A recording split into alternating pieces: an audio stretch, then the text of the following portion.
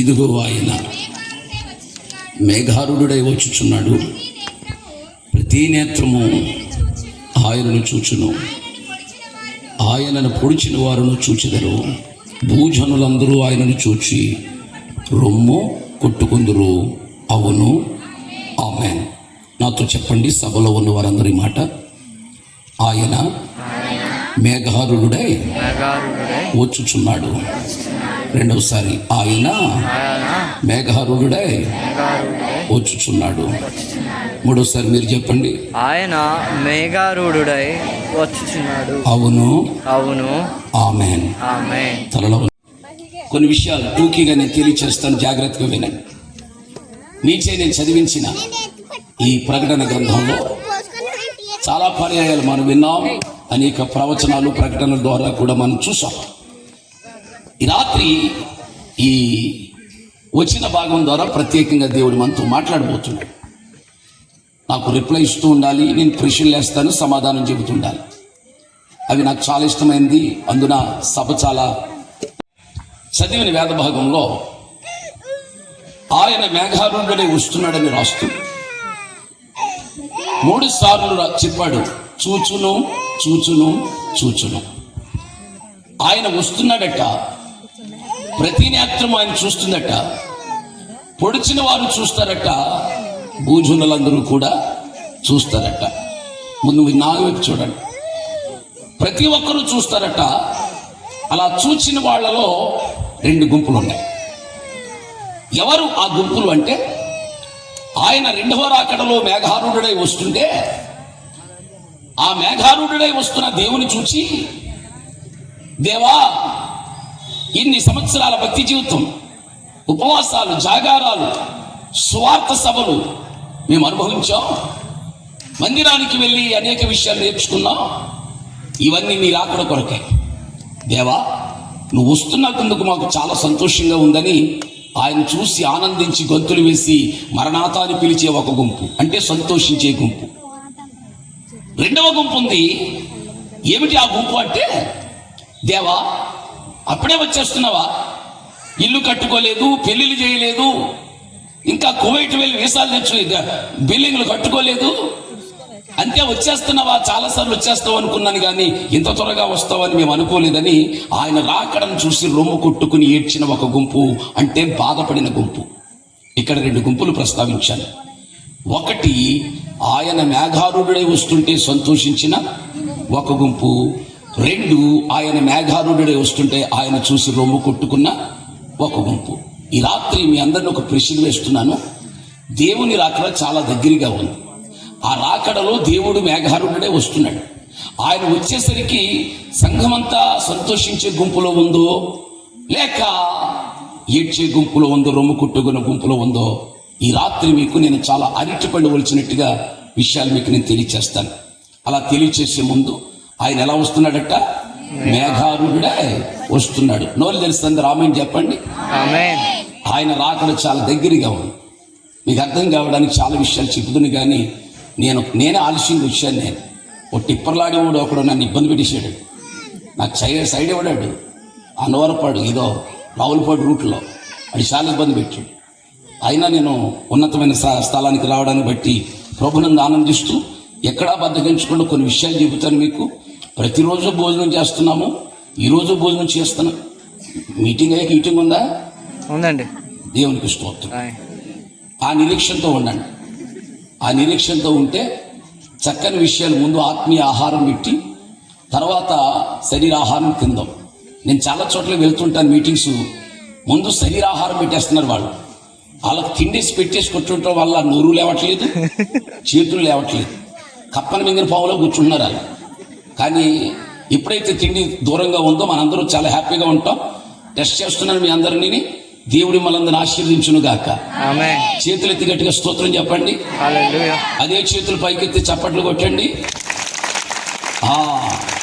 చాలా యాక్టివ్గా ఉన్నారు. భోజనం ముందు చప్పట్లు. జాగ్రత్తగా వినండి. ఆయన మేఘారుడై వస్తున్నాడనే మాట మీ చెవిని పెట్టుకోండి, మీ హృదయంలో దాచుకోండి. ఇప్పుడు భాగాలుగా విభజించుకుంటూ వచ్చి చెప్తాను. దాంట్లో ముందుగా ప్రకటన గ్రంథం యొక్క కాస్త పరిచయాన్ని మీకు పరిచయం చేస్తాను. ప్రకటన గ్రంథం అనగా ప్రత్యక్షత గ్రంథం. నా వైపు చూడండి, అసలు బైబిల్ చూడనక్కర్లేదు అప్పుడే.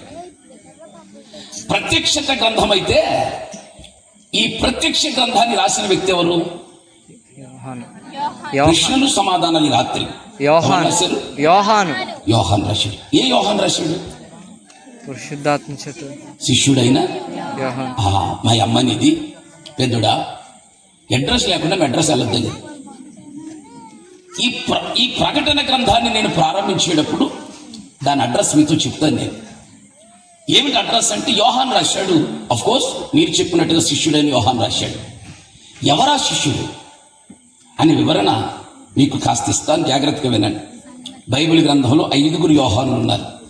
1 బాప్తీసమిచ్చు యోహాను. పలకాలి నాతో, బాప్తీసమిచ్చు యోహాను. యోహాను. 2 జబదయి కుమారుడగు యోహాను. యోహాను. 3 మార్కొను మారు పేరు కలిగిన యోహాను. యోహాను. 4 యోనా అనగా అంటే పేతురు నాన్న అయిన యోహాను, అతని పేరు యోనా కూడా అన్నారు. సీమోను నీ తండ్రి అయిన యోహాను అన్నాడు అక్కడ. 4వదా విమర్శకుడైన యోహాను. ABCDEF దాంట్లో ఏమున్నాయి? బాప్తిసమిచ్చి యోహాను, జబదయి కుమారుడు యోహాను, మార్కొను మారు పేరు కలిగిన యోహాను, పేతురు నాన్నగారి పేరు యోహాను, విమర్శకుడైన యోహాను. 5 ఆప్షన్స్ ఇచ్చాను మీకు. ఈ 5 ఆప్షన్లో ప్రకటన గ్రంథాన్ని రాసింది ఎవరు? కంగారు పడకండి, మీకు ఒక మార్కు కూడా పడలేదు. జబదయి కుమారుడగు యోహాను. ఎవడి జబదయి, ఎవరి యోహాను? నీ వెళ్ళిపోయానండి మాట చదవగానే. ఎంత ఆశ్చర్యం వేసిందంటే నాకు, ఈ యోహాను వర్తమాన భూత భవిష్యత్తు కాలాల గ్రంథాన్ని రాసిన వాడా? సామాన్యమైన గ్రంథం కాదది. భవిష్యత్తు కాల గ్రంథాలు, జరిగింది చెప్పింది, జరుగుతున్నది చెబుతుంది, జరగబోయే చెబుతుంది. మామూలు గ్రంథం కాదు. మిగిలిన గ్రంథాల కంటే వ్యత్యాసమైన గ్రంథం ప్రకటన గ్రంథం. ఈ ప్రకటన గ్రంథాన్ని రాసిన వాడు తత్వవేత్తో, జ్ఞానవత్తో, విజ్ఞానవంతుడో, బాగా చదువుకున్నవాడా అని నేను కాస్తంత ఆలోచించి వాక్యపు లోతులోకి వెళ్ళి చూస్తే, ఇంతకీ ఈ ప్రకటన గ్రంథాన్ని రాసింది ఒక చేపలు పట్టుకునేవాడు. ఒక చేపలు పట్టుకుని జాలరి. అరే, ఎంతమంది జ్ఞానులు ఉన్నారు కదా, దానియేలు జ్ఞాని కదా, అతని చేత రాయించుండొచ్చు. ఎజ్రా జ్ఞాని కదా, చదువుకున్నవాడు కదా, అతని చేత రాసి ఉండొచ్చు. కాదు కాదు కాదు, ఒక జాలరు రాశాడు దీన్ని. మీకు సంగతి తెలుసా? దేవుడు వాడుకోవాలనుకుంటే ఎవరినైనా వాడుకోగలడు. కొట్టడి బిగ్గరగా చెప్పట్లు. దేవుడు వాడుకోవాలంటే ఎవరినైనా వాడుకోగలడు. ఆమె చెప్పాలి చేయలేదు. దేవుడు వాడుకోవాలంటే గాడిదనైనా వాడుకోగలడు. ఆమె చెప్పాలి. దేవుడు వాడుకోవాలంటే కోడి పుంజునైనా వాడుకోగలడు. దేవుడు వాడుకోవాలంటే కోడినైనా వాడుకోగలడు. ఈ రాత్రి నువ్వు పనికిరాని వాడువు కాదు, నిన్ను కూడా నా దేవుడు హెచ్చించి వాడుకోబోతున్నాడు. కొడి బిగ్గరగా చెప్పట్లు. ఈ రాత్రి నేను దేవుడు ఆశీర్వదించబోతున్నాడు. ఎందుకంటే నా దేవుడికి కావాలి, నా దేవుడికి కావాలి. మీకు మాట తెలుసా? ఇక్కడ కూర్చున్న వారిలో మీరు ఈరోజు మానేద్దాంలే, రేపు వెళ్దాం, ఆఖరి రోజు కదా అనుకుని, సరే ఎందుకు వెళ్ళి వచ్చేద్దాం అనుకుని వచ్చిన వాళ్ళు చాలామంది ఉన్నారు. ఇక్కడ అనుకునే వాళ్ళు ఉన్నారు. ఎందుకులే రేపు వెళ్తే ఆఖరి రోజు కదా, పోన్లే మూర్తి పాస్టర్ గారు అంటే ఎలా ఉంటాడో కొత్తోడు చూసొద్దామని ఈ రాత్రి మీరు వచ్చారు. నేను మాట చెప్పనా, ఎందుకు ప్రవచనాత్మకంగా చెప్తున్నానంటే, ఈ రాత్రి నువ్వు వచ్చావంటే నీ పట్ల ఏదో దేవుడు గొప్ప కార్యం చేయబోతున్నాడు. గట్టిగా స్తోత్రం చెప్పండి ఒకసారి. ఇక్కడ కూర్చున్న వారి పట్ల నా దేవుడు గొప్ప కార్యం చేయబోతున్నాడు. జబదయి కుమారుడిని రాసిన వాడు. What is the background? ఏముందండి అతని వెనకాల? వాళ్ళ నాన్నగారు ఏమైనా టీచరా, వాళ్ళ నాన్నగారు ఏమైనా పాస్టరా అని అంటే ఏ బ్యాక్గ్రౌండ్ లేదు అతనికి. బ్యాక్గ్రౌండ్ లేకుండా గ్రౌండ్లో నిలబడ్డాడు. అతని వెనకాల ఏమీ లేదు. మరి సపోర్ట్ ఎందుకు వచ్చింది? అతడు ఎందుకు అలాగయ్యాడు అంటే ఒకటే ఒక్క కారణం, తల్లి చేసిన ప్రార్థన. ఆమె ననాలి. తల్లి చేసిన ప్రార్థన. ఎవరి తల్లి? సలోమి. వింటున్నారా? జబదయి భార్య సలోమి. నా వైపు చూడాలి. జబదయి భార్య సలోమి అయితే ఈ సలోమికి 2 కొడుకులు, యోహాను, యాకోబు. యాకోబు, యోహాను. ఇప్పుడు 2 కొడుకుల్ని తల్లి చక్కగా అన్నం వండి పెట్టి, ఒక క్యారియర్ పెట్టి ధోని దగ్గరికి పంపిస్తుండేది ప్రతిరోజు దినచర్య. అమ్మ టాటా బాయ్ బాయ్ అని చెబుతూ వెళ్ళేవారు. వెళ్ళాం. ఒకరోజు యేసయ్య వచ్చాడు. ఆ నదీ తీరమున వెళుతూ వీళ్ళిద్దరిని సేవకు పిలిచాడు. నా వైపు చూడాలి, మీరు నా వైపు చూడాలి. సేవకు పిలిచాడు. సేవకు ఎప్పుడైతే పిలిచాడో జబదయి కుమారులైనటువంటి సలోమి కొడుకులైనటువంటి యోహాను, యాకోబు కూడా బయలుదేరి యేసయ్య కూడా వెళ్ళిపోతున్నారు. ఆ క్రమంలో యేసయ్య సభలు పెడుతుంటే అక్కడే పరిచయం చేస్తున్నారు. ఇంకెక్కడికి వెళ్ళట్లేదు, ఇంటికి కూడా వెళ్ళట్లేదు. అప్పుడు ఒకసారి ఒక వారం రోజుల తర్వాత అమ్మను చూసి వద్దామని ఇద్దరు కొడుకులు వెళ్ళారు. వెళ్ళిన తర్వాత అడుగుతుంది వాళ్ళ అమ్మ, నాయనా పెద్దోడా చిన్నోడా, ఊరు ఎక్కడికి వెళ్ళిపోతున్నారా? సముద్రం వేటకి వెళ్ళట్లేదు, ఎక్కడికి వెళ్ళట్లేదు, ఎక్కడికి వెళ్తున్నారో చెప్పండి అంటే వాళ్ళిద్దరూ కూర్చుని వాళ్ళ అమ్మతో చెప్తున్నారు, అమ్మా ఈ మధ్య మా మధ్యకు ఒక అద్భుతమైన వ్యక్తి వచ్చాడు, ఆయన యేసుక్రీస్తు. ఆయన మమ్మల్ని పిలిచాడు. ఎందుకురా? పరిచర్య చేయడానికి. అవునా? ఎలా పిలిచాడు? అన్ని విడిచిపెట్టరమ్మన్నాడు. అందుకని విడిచిపెట్టి వెళ్ళిపోయారట్రా? అవునమ్మా. ఆయన దగ్గరికి వెళ్ళిన ఎంత గొప్ప సంగతో తెలుసా? ఆయన సభలు పెడుతుంటే పరిచర్య చేస్తుంటే లక్షలాది మంది వచ్చేస్తున్నారు, వేలాది మంది వచ్చేస్తున్నారు. రాగండి రా. మరి ఎవరు వండి పెడుతున్నారా మీకు? వాళ్ళ అమ్మగారు వండి పెడుతున్నారంటే అసలు నీకు అర్థం కావట్లేదమ్మా.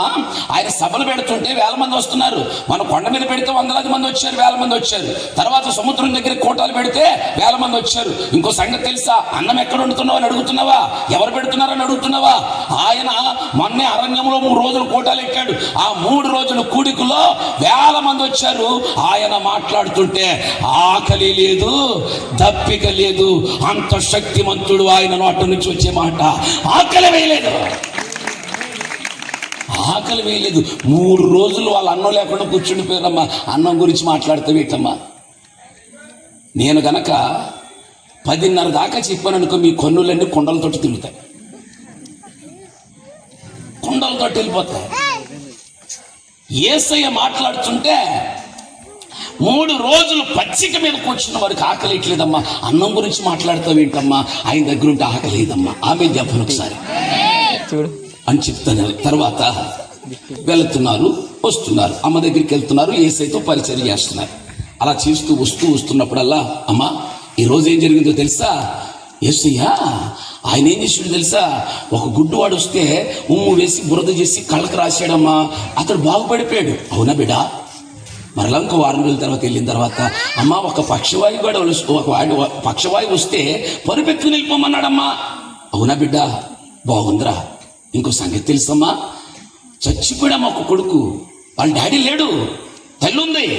ఆ తల్లి ఏడుస్తుంటే ఆయన వెళ్ళి పాడిపోయేవారికి అలా ముట్టుకుంటే చచ్చిపోయినోడు కూడా బతికిపోయాడమ్మని ఇలా చెబుతూ ఉంటే తల్లి అడిగింది ఒక దినాన్న, ఒరే బిడా ఆయన గురించి మీరు చెబుతూ ఉంటే ఆ మహానుభావుని ఒక్కసారి నేను చూడాలని ఉందిరా, ఒక్కసారి తీసుకెళ్తారంటే అప్పుడు ఈ 2 కొడుకులు వాళ్ళ అమ్మగారిని యేసయ్య దగ్గర తీసుకెళ్ళాడు. యేసయ్య కూర్చున్నాడు.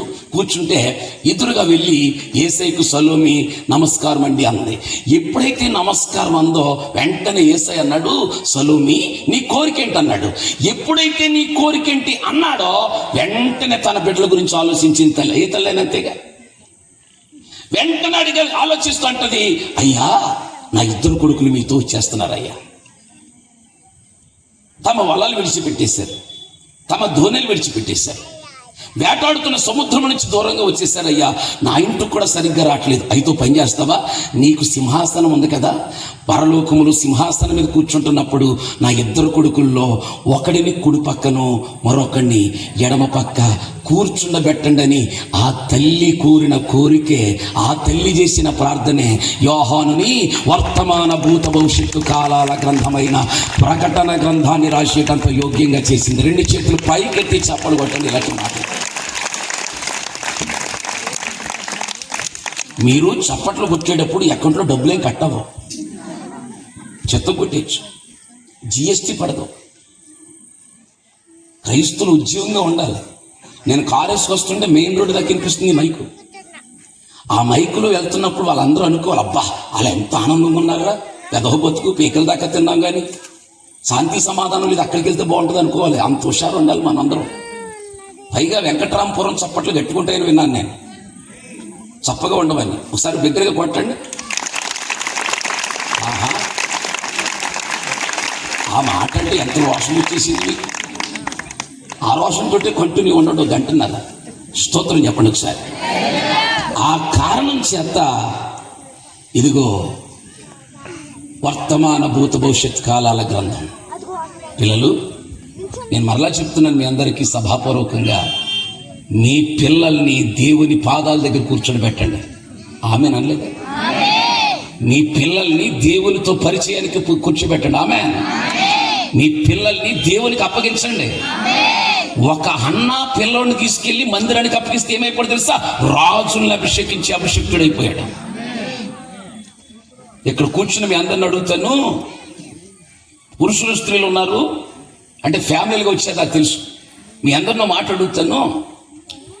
మా పిల్లలు పాస్టర్ గారు, మా పిల్లలండి వాళ్ళు పాస్టర్ అవ్వాలని మాకు ఉందండి అన్నవాళ్ళు సార్ చెయ్యొద్దండి. ఎత్తారా? అది దైత్రి కొట్టు జాబ్ ఎందుకన్నట్టు చూశారు మీరు. మీకు మాట నేను చెప్పాలి, మీ పిల్లలు ఇంజనీర్ అవ్వాలని కోరుకున్న వాళ్ళు ఉన్నారుగా, కలెక్టర్ అవ్వాలి, మాస్టర్లు అవ్వాలని కోరుకునే వాళ్ళు ఉన్నారుగా. ఎందుకు ఈ మాట నేను చెప్తున్నాను తెలుసా? రానున్న దినాల్లో సువార్త ఉండదు. ఇప్పుడే ప్రస్తుతం విరివిగా ప్రకటించబడుతుంది సువార్త. రానున్న దినాల్లో జ్ఞానవంతులు చంపేస్తారు, ఒక ప్రవీణ్ పగడాలు చెప్పినట్టుగా. రానున్న దినాలలో నీ ఇంటిలో బైబిల్ ఉంటే రేషన్ కూడా తీసేసి దినాలు రాబోతున్నాయి. రానున్న దినాల్లో యేసు అంటే నిన్ను వెళ్ళేసే దినాలు రాబోతున్నాయి. సేవకులు ఉండరు, సువార్త ఉండదు. బ్రదర్స్ వినాలి, వెనకాల తమ్ముళ్ళు కూడా, సువార్త ఉండదు. ఇలాంటి క్రమములు రానున్న దినాలలో ప్రభుత్వ శాఖలన్నీ ఒకటైపోయి క్రైస్తవ వినాశనం కోరుకుంటే దేవుని రాకడ దగ్గరకు వచ్చేటప్పుడు నెరవేర్పేంటి తెలుసా? వాక్యం దొరకని దినాలు ఉంటాయి. తూర్పుకు, పడమరకు, ఉత్తరానికి, దక్షిణానికి పరిగెట్టుకుని వెళితే వాక్యం చెప్పే సేవకుడు ఉండడు.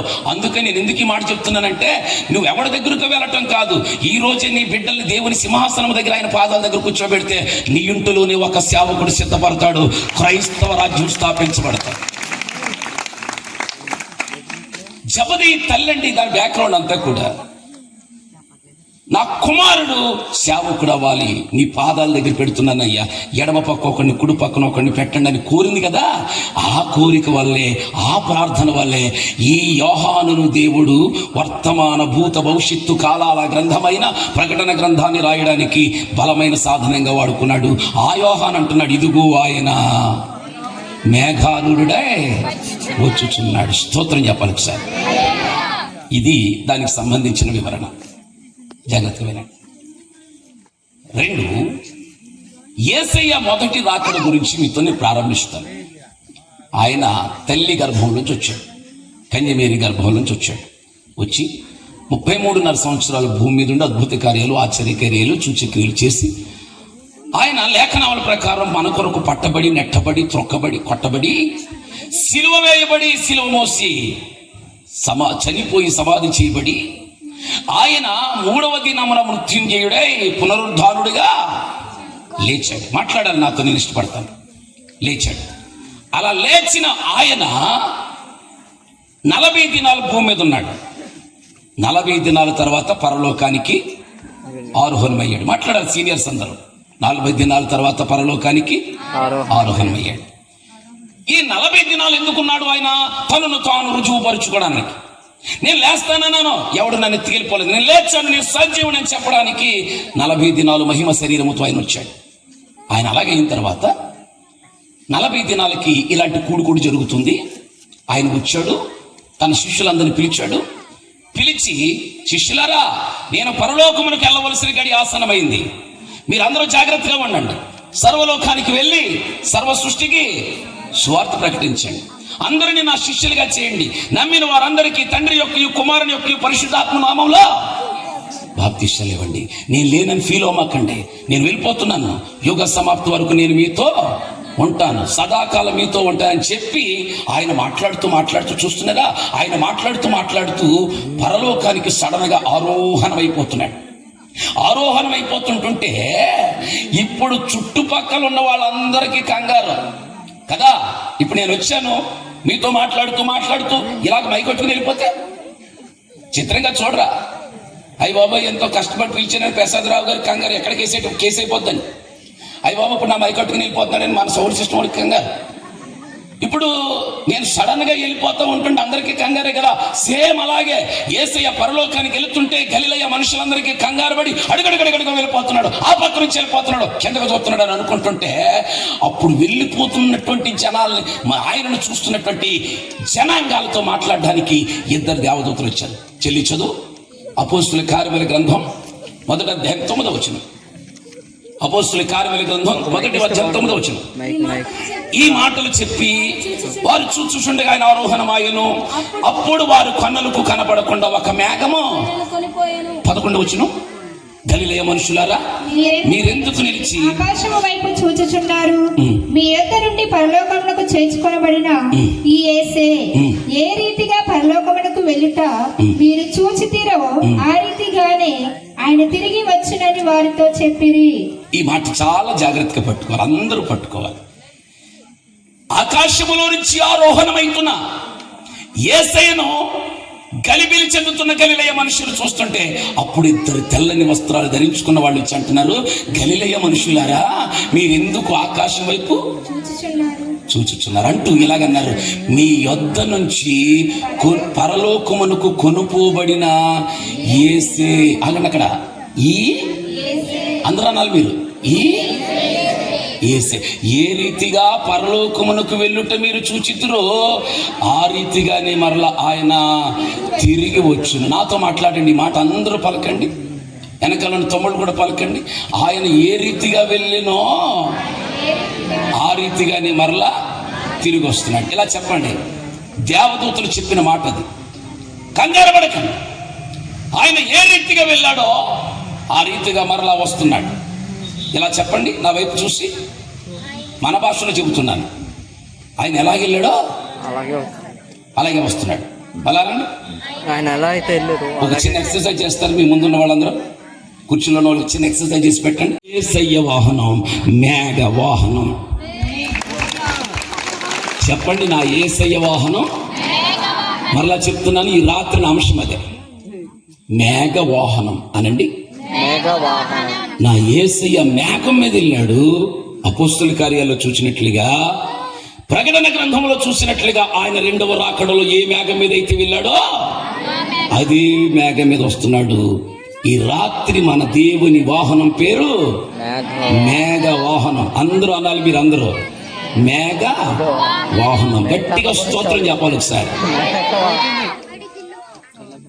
అబ్బా, మాది బాగా హిందూ బ్యాక్గ్రౌండ్. మా అమ్మగారు వాళ్ళు ఏం చేసేవారంటే నామాలు పెట్టి మా 7 పిల్లల్ని అలా నిలబెట్టి గోచిలు పెట్టి ఎన్నో చెప్పింది మా అమ్మగారు. అలా చెప్పేటప్పుడు రే పెద్దడా చిన్నడా, అరే మనకి బోళ్ళంత మంది ఉన్నారా, వాళ్ళకు బోళ్ళు వాహనాలు ఉండే అనేది మా అమ్మగారు. ఉదాహరణ చెప్పాలంటే యమధర్మరాజుకి దున్నపోతుందిరా, ఇలాగ ఒక్కొక్క వాహనం గురించి చెబుతూ ఉండేవారు. సరే, అదంతా నేను ఇప్పుడు చెప్పను కానీ అప్పుడు మాకు అర్థం కాలేదు. యేసయ్యను నమ్ముకున్నాక అర్థమైంది, యేసయ్యకు కూడా ఒక అద్భుతమైన వాహనం ఉంది. ఆ వాహనం పేరే మేఘ వాహనం. గట్టిగా స్తోత్రం చెప్పాలి ఒకసారి. అలాంటి వాహనం సృష్టిలో ఎవరికి లేదు. అలాంటి వాహనం సృష్టిలో ఎవరికి లేదు. అద్భుతమైన వాహనం, ఏ ధనవంతుడికి లేని. ఒకసారి నేను ఏం చేశానంటే, ఇలాంటి వాహనాలు ఎవరికైనా ఉన్నాయా అంటూ మనకు అందుబాటులో సౌలభ్యంగా ఈ గూగుల్ ఉంది కదా, గూగుల్ తెల్లి ఉంది కదా, దాంట్లోకి వెళ్ళేలాగా అడిగాను నేను.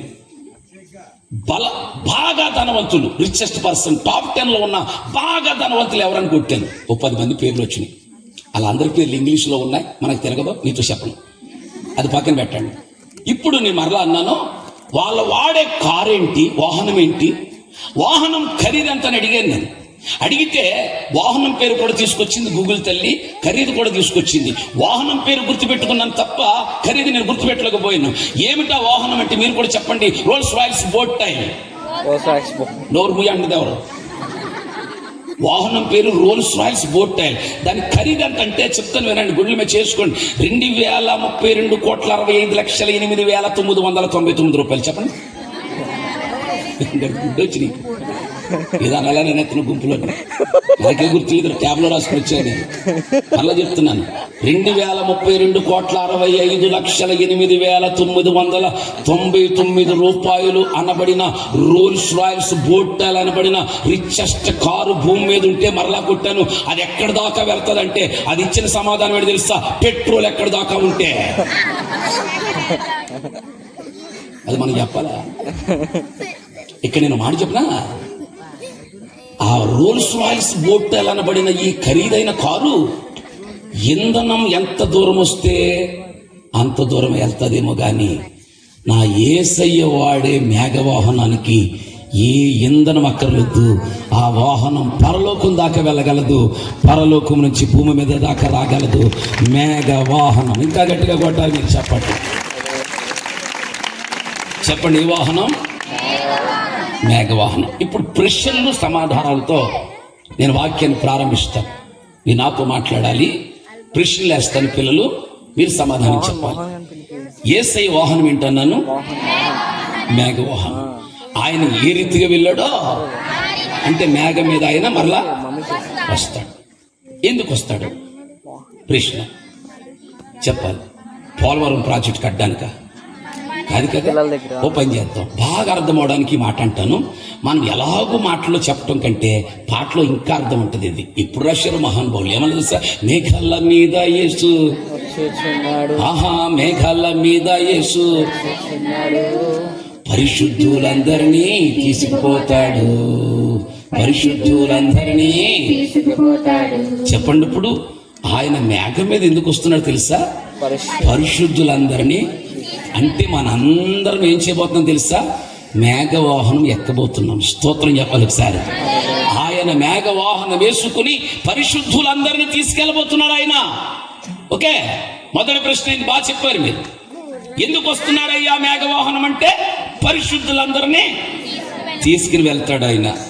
ఓకే, పరిశుద్ధులందరినీ తీసుకుని వెళ్తాడు. ఇక్కడ మీ అందరితో మాట చెప్పిన ఒక క్రైస్తవత్వంలోకి వచ్చాం కదా మనం. మనకున్న గొప్ప శుభప్రదమైన నిరీక్షణ ఏంటి తెలుసా? ప్రభు సన్నిధిలో నిత్యత్వంలో ఉంటాం. ఆమేనండి. ఆ నిత్యత్వంలో ఉండడానికి నా యేసయ్య మనకు అవకాశం ఇస్తున్నాడు ఈ రాత్రి. ఆమేన్. ఆ అవకాశాన్ని ఎలా సద్వినియోగం చేసుకోవాలో ముందుకు నేను తీసుకుని వెళ్తాను. చాలా క్రమంగా వినండి. ఇంకా తమ్ముళ్ళు వెనకాల చాలా మంది నిలబడ్డారు. బ్రదర్స్ మీరు కూడా ఎక్కడో చోట కూర్చుంటే నాకు కాస్తంత కన్ను డిస్టర్బెన్స్ అవ్వకుండా ఉంటుంది.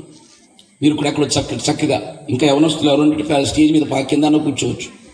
అందరూ సెపరేట్ అయిపోయింది కాబట్టి జాగ్రత్తగా కూర్చుని వాక్యం వినండి. మీరు విన్నా వినకపోయినా కాసేపు విన్నట్టు నటించండి. నేను వెళ్ళేదాకా అలా నటిస్తే కథ దగ్గరికి వెళ్ళిపోతుంది. వినండి. ఆయన మేఘారుడే వచ్చాడు, మేఘారుడే వెళ్ళాడు. మరలా రెండవ రాకుండా ఆయన మేఘారుడే వస్తున్నాడు.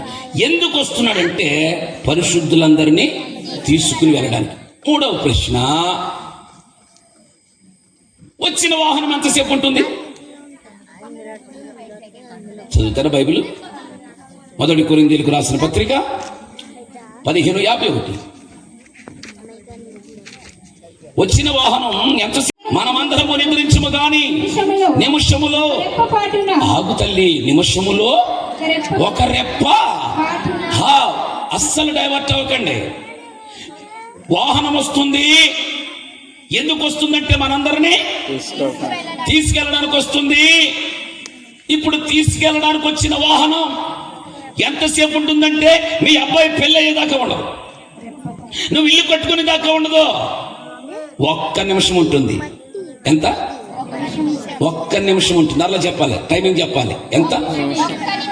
1 నిమిషంలో ఉంటే ఎంతసేపు ఎక్కుతాం? కొనురెప్ప పాటుకు. మళ్ళా చెప్తున్నాను, 1 నిమిషమే కాలిక్యులేట్ అయింది దానికి. నా దేవుడు మధ్యాకాశానికి వచ్చి మధ్యాకాశములో 7 ఏళ్ల విందు ఏర్పాటు చేసి ఆ మధ్యాకాశానికి వెళ్ళడానికి భూమి మీదకి ఎలక్షన్ ఆటో వచ్చినట్టుగా పరలోకం నుంచి ఒక ఆటో రాబోతుంది, ఒక వాహనం రాబోతుంది. అది మేఘవాహనం. అది వచ్చి 1 నిమిషం ఉంటుంది. నిజం తెలుసా? ఆ 1 నిమిషాన్ని ఎన్నిసార్లు అన్నామో మనం. నిద్రలోంచి లేపుతుంది కదా పొద్దుట మీ మమ్మీ స్కూల్కి వెళ్ళడానికి. ఏమంటున్నావు? Mummy 1 minute mummy. అది అనలేదు. మనం భోజనం చేస్తాం, బిర్యానీ వడ్డిస్తారు ముందు, మంచి టేస్ట్గా ఉందని తింటాం. ఈ లోపల వైట్ రైస్ పెట్టుకొచ్చేస్తాడు, కంగారు అక్కాడు. అప్పుడు అంట ఉండన్నా చెప్పాలి ఒక్క నిమిషం. ఆడోళ్ళు అన్నీ తయారయ్యి బట్టలు వేసుకుని బీరువాకు తాళాలు వేసుకుని దొడ్డెంపు తలుపులు వేసుకుని ఆ మెయిన్ రోడ్ తలుపులు వేసుకుని వస్తారు. కానీ ఈ లోపల భర్త బండి వేసుకుని బయటకు వచ్చేస్తాడు, త్వరగా రమ్మంటాడు. ఇప్పుడు కాసేపు ఎండ తగిలేద్ది కదా మనోడికి, ఆ బండి మీద కూర్చోడు మూల సంఖ్య వచ్చేస్తాయి. వచ్చి ఇంకా తెగ కొట్టేస్తాడు ఆరును. కొట్టేసి వస్తున్నావా అంటుంటే ఆ లావు లోపల నుంచి ఉండండి ఏమంటే ఒక్క నువ్వు భూమి మీద ఉన్నప్పుడు ఏ ఒక్క నిమిషం అన్నావో మేఘవాహనం ఆ ఒక్క నిమిషమే ఉంటుంది. ఎంతసేపట్లో ఎక్కుతావంటే కనురెప్ప పాటు కాలంలో. ఎలా ఎక్కుతావంటే ఇద్దరు తిరగలి విసురుతుంటే ఒకడు ఎత్తబడతాడు, ఇద్దరు పొలంలో పనిచేస్తుంటే ఒకడు. కనురెప్ప పాటు కాలంలో మనము మేఘవాహనం ఎక్కబోతున్నాం. స్తోత్రం చెప్పాలి ఒకసారి, గట్టిగా స్తోత్రం చెప్పాలి ఒకసారి. అర్థమైందా? ఇప్పుడు మేఘవాహనం వస్తుంది. ఎంతసేపు ఉంటుందంటే 1 నిమిషం ఉంటుంది. ఆ 1 నిమిషములు ఎంతసేపు లెక్కబోతున్నాం? కనురెప్పబోతాం. మనల్ని ఎలా తీసుకెళ్తాడు? తెరవకండి. తెస్సలోనికైలకు రాసిన మొదటి పత్రిక 4వ అధ్యాయం 17వ వచనం. తెస్సలోనికైలకు రాసిన మొదటి పత్రిక కాదు, ఆ మీదట సజీవులమై నిలుచుండు మనము వారితో కూడా ఏకముగా ప్రభువుని ఎదుర్కొనుటకు ఆకాశ మండలమునకు మేఘముల మీద కొనుపోబడబోతున్నాం. గట్టిగా స్తోత్రం చెప్పాలి ఒకసారి. మనం ఎలా వెళ్ళబోతున్నాం? మేఘం మీదే. పిల్లలు ఇలా చూడాలి. మనం ఎలా వెళ్ళబోతున్నాం? మేఘముల మీదే. ఈ 3 కలిపి చెప్పండి నాతో. మేఘం మీద వెళ్ళాడు. చేతులు చెప్పట్లేదు. మేఘం మీద వెళ్ళాడు. ఏ మేఘం మీద వెళ్ళాడో అదే మేఘం మీద వస్తున్నాడు. అదే మేఘం మీద నన్ను కూడా తీసుకుని వెళ్ళబోతున్నాడు. మేఘవాహనం ఎక్కబోతున్నాను. సంతోషంగా చెప్పండి. నేను మేఘవాహనం ఎక్కబోతున్నాను. My dear brothers and sisters, ఇక్కడ కూర్చున్న మనందరం ఎప్పుడు ఎక్కలేని ఒక అద్భుతమైన వాహనం ఎక్కబోతున్నాం. అది నా యేసయ్య వాహనం. గట్టిగా చప్పటి కూడా సంతోషించండి. నా యేసయ్య వాహనం అందరం ఎక్కబోతున్నాం. డైరెక్ట్గా తీసుకురండి ఆ మాట. నేను లైన్గా తీసుకొస్తే మీరు అందరూ కథలా చెప్తారు. కానీ ఆయన మేఘం మీద వెళ్ళాడు, మేఘం మీద వస్తున్నాడు. అదే మేఘం మీద నన్ను కూడా తీసుకుని వెళ్తున్నాడు. ఎంతసేపు ఉంటుంది? 1 నిమిషంకి ఎంతసేపు ఎక్కబోతున్నాం? కనురెప్పపాటు కాలంలో ఎక్కబోతున్నాం. 4వ ప్రశ్న, ఎక్కాలంటే ఏం చేయాలి? రేపు పొద్దుట 10 గంటలకి హైదరాబాదు ట్రైన్ నీకు. ఈ రాత్రి ఏం చేస్తాం? బట్టలు సర్దేసి, బాటిల్ సర్దేసి, టవల్ సర్దేసి, అప్పడాలు వేసేసి, ఒడియాలు వేసేసి, పచ్చడి ప్యాకెట్లన్నీ దాంట్లో పెట్టేసి ఏం చేస్తావు? సిద్ధపడతాం. ఇప్పుడు నాతో చెప్పండి. ఆయన మేఘాఢ్యుడై వస్తూ అదే మేఘం మీద మనం తీసుకెళ్ళడానికి 1 నిమిషం ఉంటే 1 నిమిషంలో కనురెప్పపాటు కాలములో మేఘవాహనం ఎక్కుతుంటే ఇప్పుడు మనం ఏం చేయాలంటే సిద్ధపడాలి. ఎలా సిద్ధపడాలి? తెరవండి బైబిల్ గ్రంథం. ప్రకటన గ్రంథం 21:2. ప్రకటన గ్రంథం 21. మరియు నేను నూతనమైన యెరూషలేము అను ఆ పరిశుద్ధ పట్టణము తన భర్త కొరకు అలంకరించబడిన కుమార్తె వలె సిద్ధపడి. ఆగు తల్లి, ఎలాగా? పెళ్లి కూతురు వలె సిద్ధపడి ఎక్కాలంటే ఏం చేయాలి? సిద్ధపడాలి. ఎలా సిద్ధపడాలి? పెళ్లి కూతురులా సిద్ధపడాలి. చూడండి నా వైపు. పెళ్ళిళ్ళైన వాళ్ళు చాలా మంది ఉన్నారు ఇక్కడ. మీ అందరిని అడుగుతున్నాను, మీ పెళ్ళిళ్ళకి ఎలా పడ్డారు? ఎందుకు వచ్చినా గొడవలండి? నేను ఇటు చెప్తున్నారు ఏంటి? పెళ్ళికి ముందు ఎంత బాగున్నాను, పెళ్ళికి ఇలాగ అయిపోయింది బ్రతికాను. పెళ్ళికి ఎలా సిద్ధపడ్డారో నా యేసయ్య మేఘవాహనం ఎక్కడానికి కూడా అలాగే సిద్ధపడాలి. ఆమె చెప్పాలి ఒకసారి. అలాగే సిద్ధపడాలి. నేను ఎక్స్ప్లెయిన్ చేస్తాను, చాలా జాగ్రత్తగా వినండి. మన పెళ్లి భారతదేశ సాంప్రదాయ ప్రకారం ఎలా సిద్ధపడుతుంది అంటే, పెళ్లి కూతురు వ్యాపారస్తుల్లో వెళ్దాం, బాగా తయారై నీట్గా వెళ్తుంది కదా.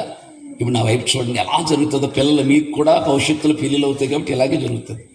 సేమ్ క్రైస్తవులారా, పరలోక మేఘవాహనం ఎక్కడానికి కూడా ఇలాగే సిద్ధపడాలి. ఈ రాత్రి మీ అందరిని అడుగుతున్నాను, సిద్ధమా? చచ్చిపోయింది కదా మొన్నదాకాని. ఆయన సిద్ధం అంటే ఇంకోగానే వచ్చాడు, సంసిద్ధం అన్నాడు. ఇంకొక ఆయన చాలిద్దరిని ఇలా గట్టి మాది యుద్ధం అన్నాడు. అవన్నీ పక్కన పెడితే ఈ రాత్రి సంఘము సిద్ధపాటు అవ్వవలసిన గడి అయితే ఈ సువార్త సభల ద్వారా మనందరము రాకడకు సిద్ధపడుదుము గాక. సంతోషంగా హల్లెలూయా చెప్పాలి ఒకసారి. ఎలా సిద్ధపడుతుంది పెళ్లి కూతురు అంటే, పెళ్లి కొడుకు ఇంటికి వెళ్తుంది కదా పెళ్లికి. ఆ ఇంటికి వెళ్ళేటప్పుడు ఒక వాహనం వస్తుంది. ఆ వాహనానికి గులాబీ పువ్వులు అంటించి స్టిక్కర్స్ వేసి డెకరేషన్ చేసి చక్కగా వెనకాల బోర్డు పెట్టి ఆ వాహనం వస్తుంది. ఇప్పుడు ఎక్కకపోయినా సరే ఆ వేళ మాత్రం ఏసీ కారు ఎక్కుతుంది పెళ్లి కూతురు. ఎక్కి వెనకాల కూర్చుంటది. అప్పుడు అంటారు పెద్దలు, ఒరే ఇద్దరు పేరంటాలు ఇద్దరు ఆవిడ దగ్గర వేసేయండి అంటారు. వెనకాల ముగ్గురు కూర్చుంటారు. వెనకాల రోడ్డు చూపించే ఒక పెద్ద ఎవడొకడు దారి చూపించే ఆయన కనపడతాడు. సరిపోయింది వాహనం. ఈలోగా ఏమవుతుందంటే ప్రతి పెళ్లిలోనూ ఒక మేనత్తకినే పేరంటాలకి పడదు. ప్రతిసారి కడుతుంది మేనత్త. ఇప్పుడు ఈ మేనత్త వాళ్ళ తమ్ముడితో అంటదే, వీళ్ళు ముగ్గురు ఎక్కేశారు కదా, పేరంటాలు ఎక్కారు కదా, అంటదే, ఒరే నేను వెళ్ళిపోతున్నాను అంటది. ఇప్పుడు దాకా బాగానే ఉన్నావు కదంటే, వెళ్ళిపోతాను రండి. ఉండవే బాబు నీకు ఆటో కట్టింతాను అన్నాడు వీడు. అనేటప్పుడు కట్టింతావురా, నాకు ఆటో కట్టించి ప్రతి పనికి మాలిన దాన్ని కారు ఎక్కింతావురా అంది. అర్థమైపోయి ఏం చేస్తున్నాడు తెలుసు, రే దీన్ని కారు ఎక్కించలేదని ఎడుతురా, దీన్ని వేసేంటారు దాంట్లో అన్నాడు. ఎంత లావు మేనత్త. ఇప్పుడు చెప్పండి, వెనకాల సీట్లో ముగ్గురు కూర్చుని ఇద్దరు మనుషుల సైజు కూడా కూర్చుంటే 5గురు పట్టేటట్టుగా అయిపోతే మధ్యలో పెళ్లి కూతురు పరిస్థితి ఏంటి? నలిగిపోయి అందున మనం రోడ్లో వెళ్తుంటుంటే అప్పడపడతాండ్రు అయిపోతాం. అలాగే నలిగిపోయి చివరికి పెళ్లి కొడుకు ఇంటికి వెళ్ళేసరికి ఈ పక్క కదప ఆ పక్క కదప దొరికిందే సొందని మేనత్త వాళ్ళు కుదిపెయ్య ఇవన్నీ అయిపోయిన తర్వాత డోర్ ఓపెన్ చేసిన వెంటనే దిగుతారు మెల్లమెల్లగా. అప్పుడు పెళ్లి కూతురు దిగి ఎంత రిలీఫ్ గా ఫీల్ అంటది. గది ఎక్కడ ఉందని అడుగుతుంది. ఏ గది? విడిది గది. ఏ గది? విడిది గది. గది ఎక్కడ ఉన్నదని అడిగి త్వరగా లోపలికి వెళ్తుందండి. వెళ్ళి ముందు అద్దం చూసుకుంటారు. అద్దంలో ఏం కనపడుతుంది? ముఖం కనపడుతుంది. అయ్యి బాబు మొత్తం ఫ్రెష్నెస్ అంతా పోయిందని ఇప్పుడు తల స్నానం చేయడానికి గదికెళ్ళి స్నానం చేసి సోప్ పెట్టుకుని మరలా వచ్చి మళ్ళా అదే అద్దం ముందు నిలబడి తైలం రాసుకుని తెల్లని వస్త్రాలు ధరించుకుని ముసుగేసుకుని ఆమె నిలబడి తన సౌందర్యాన్ని చూసుకునేలాగా ఈ లోపల వీడియోగ్రాఫర్ వీడియోలు స్టిల్ తెస్తాడు. అందులోకి ఆయన పాస్టర్ గారు వస్తారు. అయిపోయింది అంటాడు, నిత్యమే చేస్తాడు, పరిశుద్ధ అని పాట పాడతాడు. వీళ్ళిద్దరిని తీసుకెళ్లిన తర్వాత అందరూ లేచి నిలబడి ఉంటారు. అందరూ లేచి నిలబడతాడు. పెళ్లి కొడుకు నిలబడతాడు. ఈవిడ పైకి ఎక్కుతుంది. ఎక్కిన తర్వాత కూర్చోబెడతారు. పెళ్లి చేసేస్తారు. సంతకాలు పెట్టించేస్తారు. చేసేస్తారు. ఆత్మరెడ్డి తోసేస్తారు. ఇది పెళ్లి కూతురు సిద్ధపడే విధానం. సేమ్ అండి. భూమి మీద పెళ్లి కూతురు ఎలాగైతే సిద్ధపడిందో పరలోకము మేఘవాహనం ఎక్కడానికి సంఘము కూడా అలాగే సిద్ధపడాలి. ఆమె చెప్పాలి. ఇప్పుడు పెళ్లి కూతురు ఎక్కడ సిద్ధపడింది? విడిది గది. మాట్లాడారా? ఏ గది? విడిది గది. బైబిల్లో కూడా విడిది గది ఉంది.